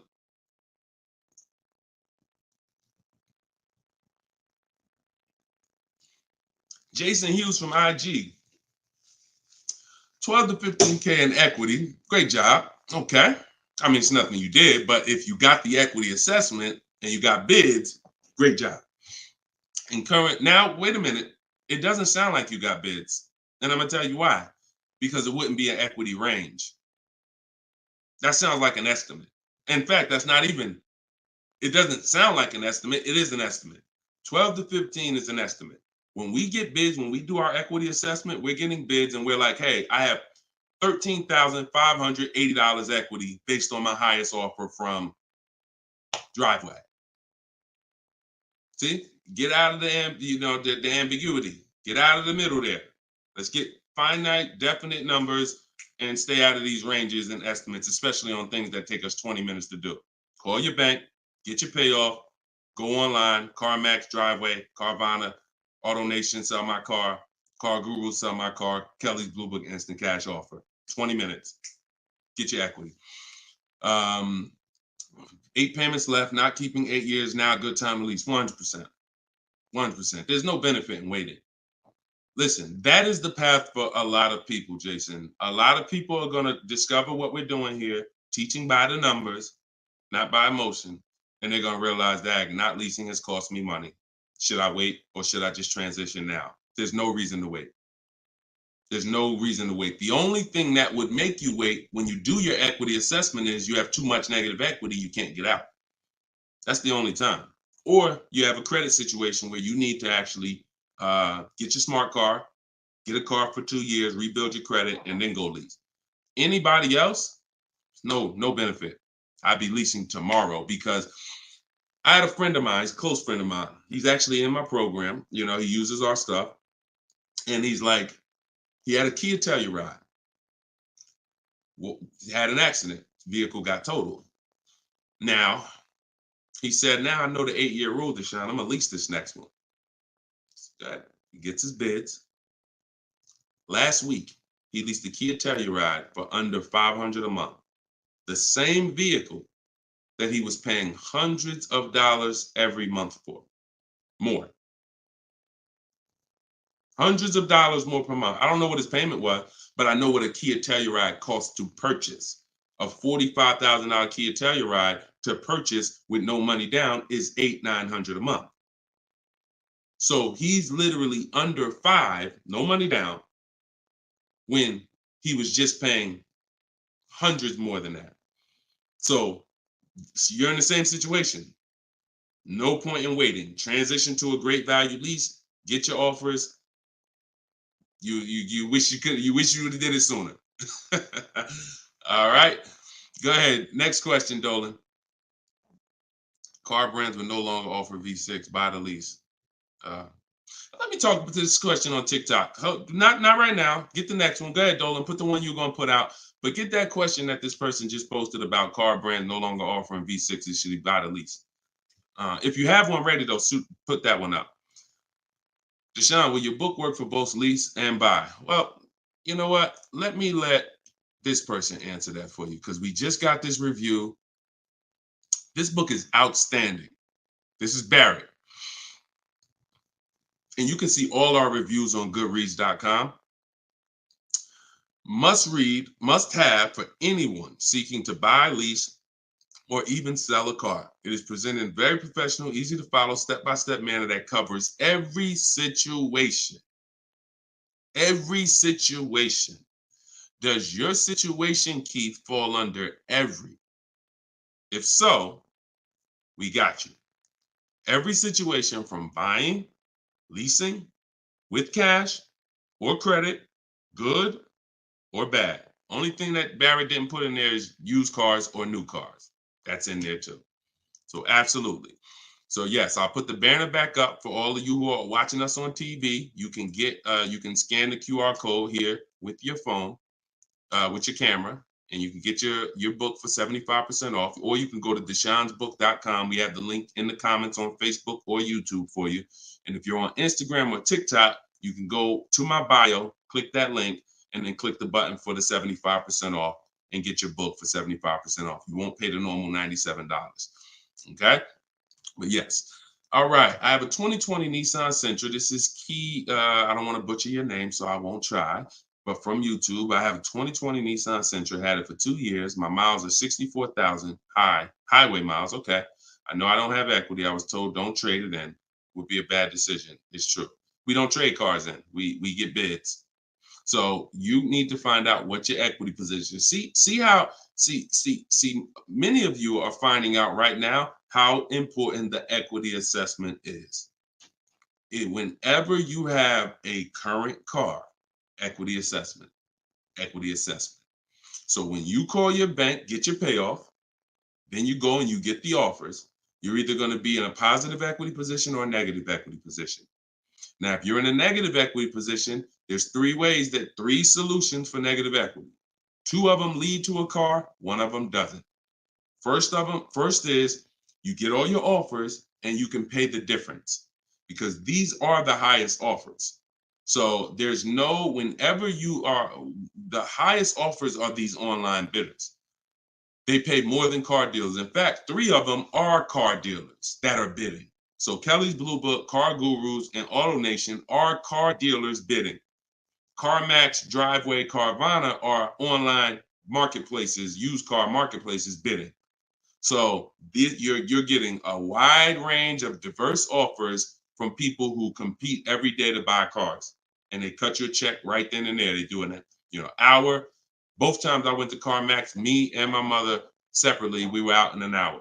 I've had people who sold to Carvana, Kelly Blue Instant Cash Offer. They do their inspection. And then they bring you a check. So if you can pay, let's say you said you don't have equity. So if that's the case, then you may have negative equity, which means you might owe 30 and your highest offer is 28.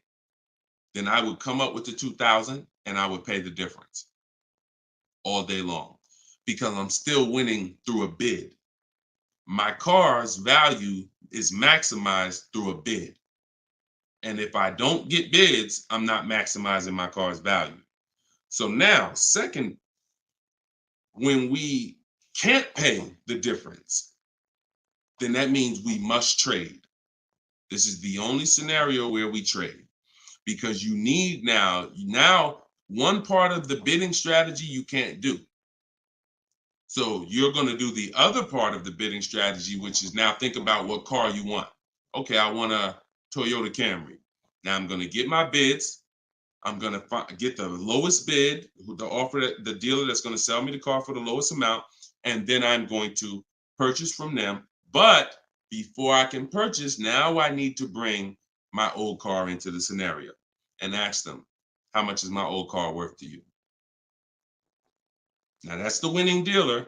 You need them to bring that loan because you need them to carry that negative equity you have and put it on top of your existing deal. So you cannot depend on, don't even think that they're going to pay the amounts you had over here. Oh, Driveway was offering me 29.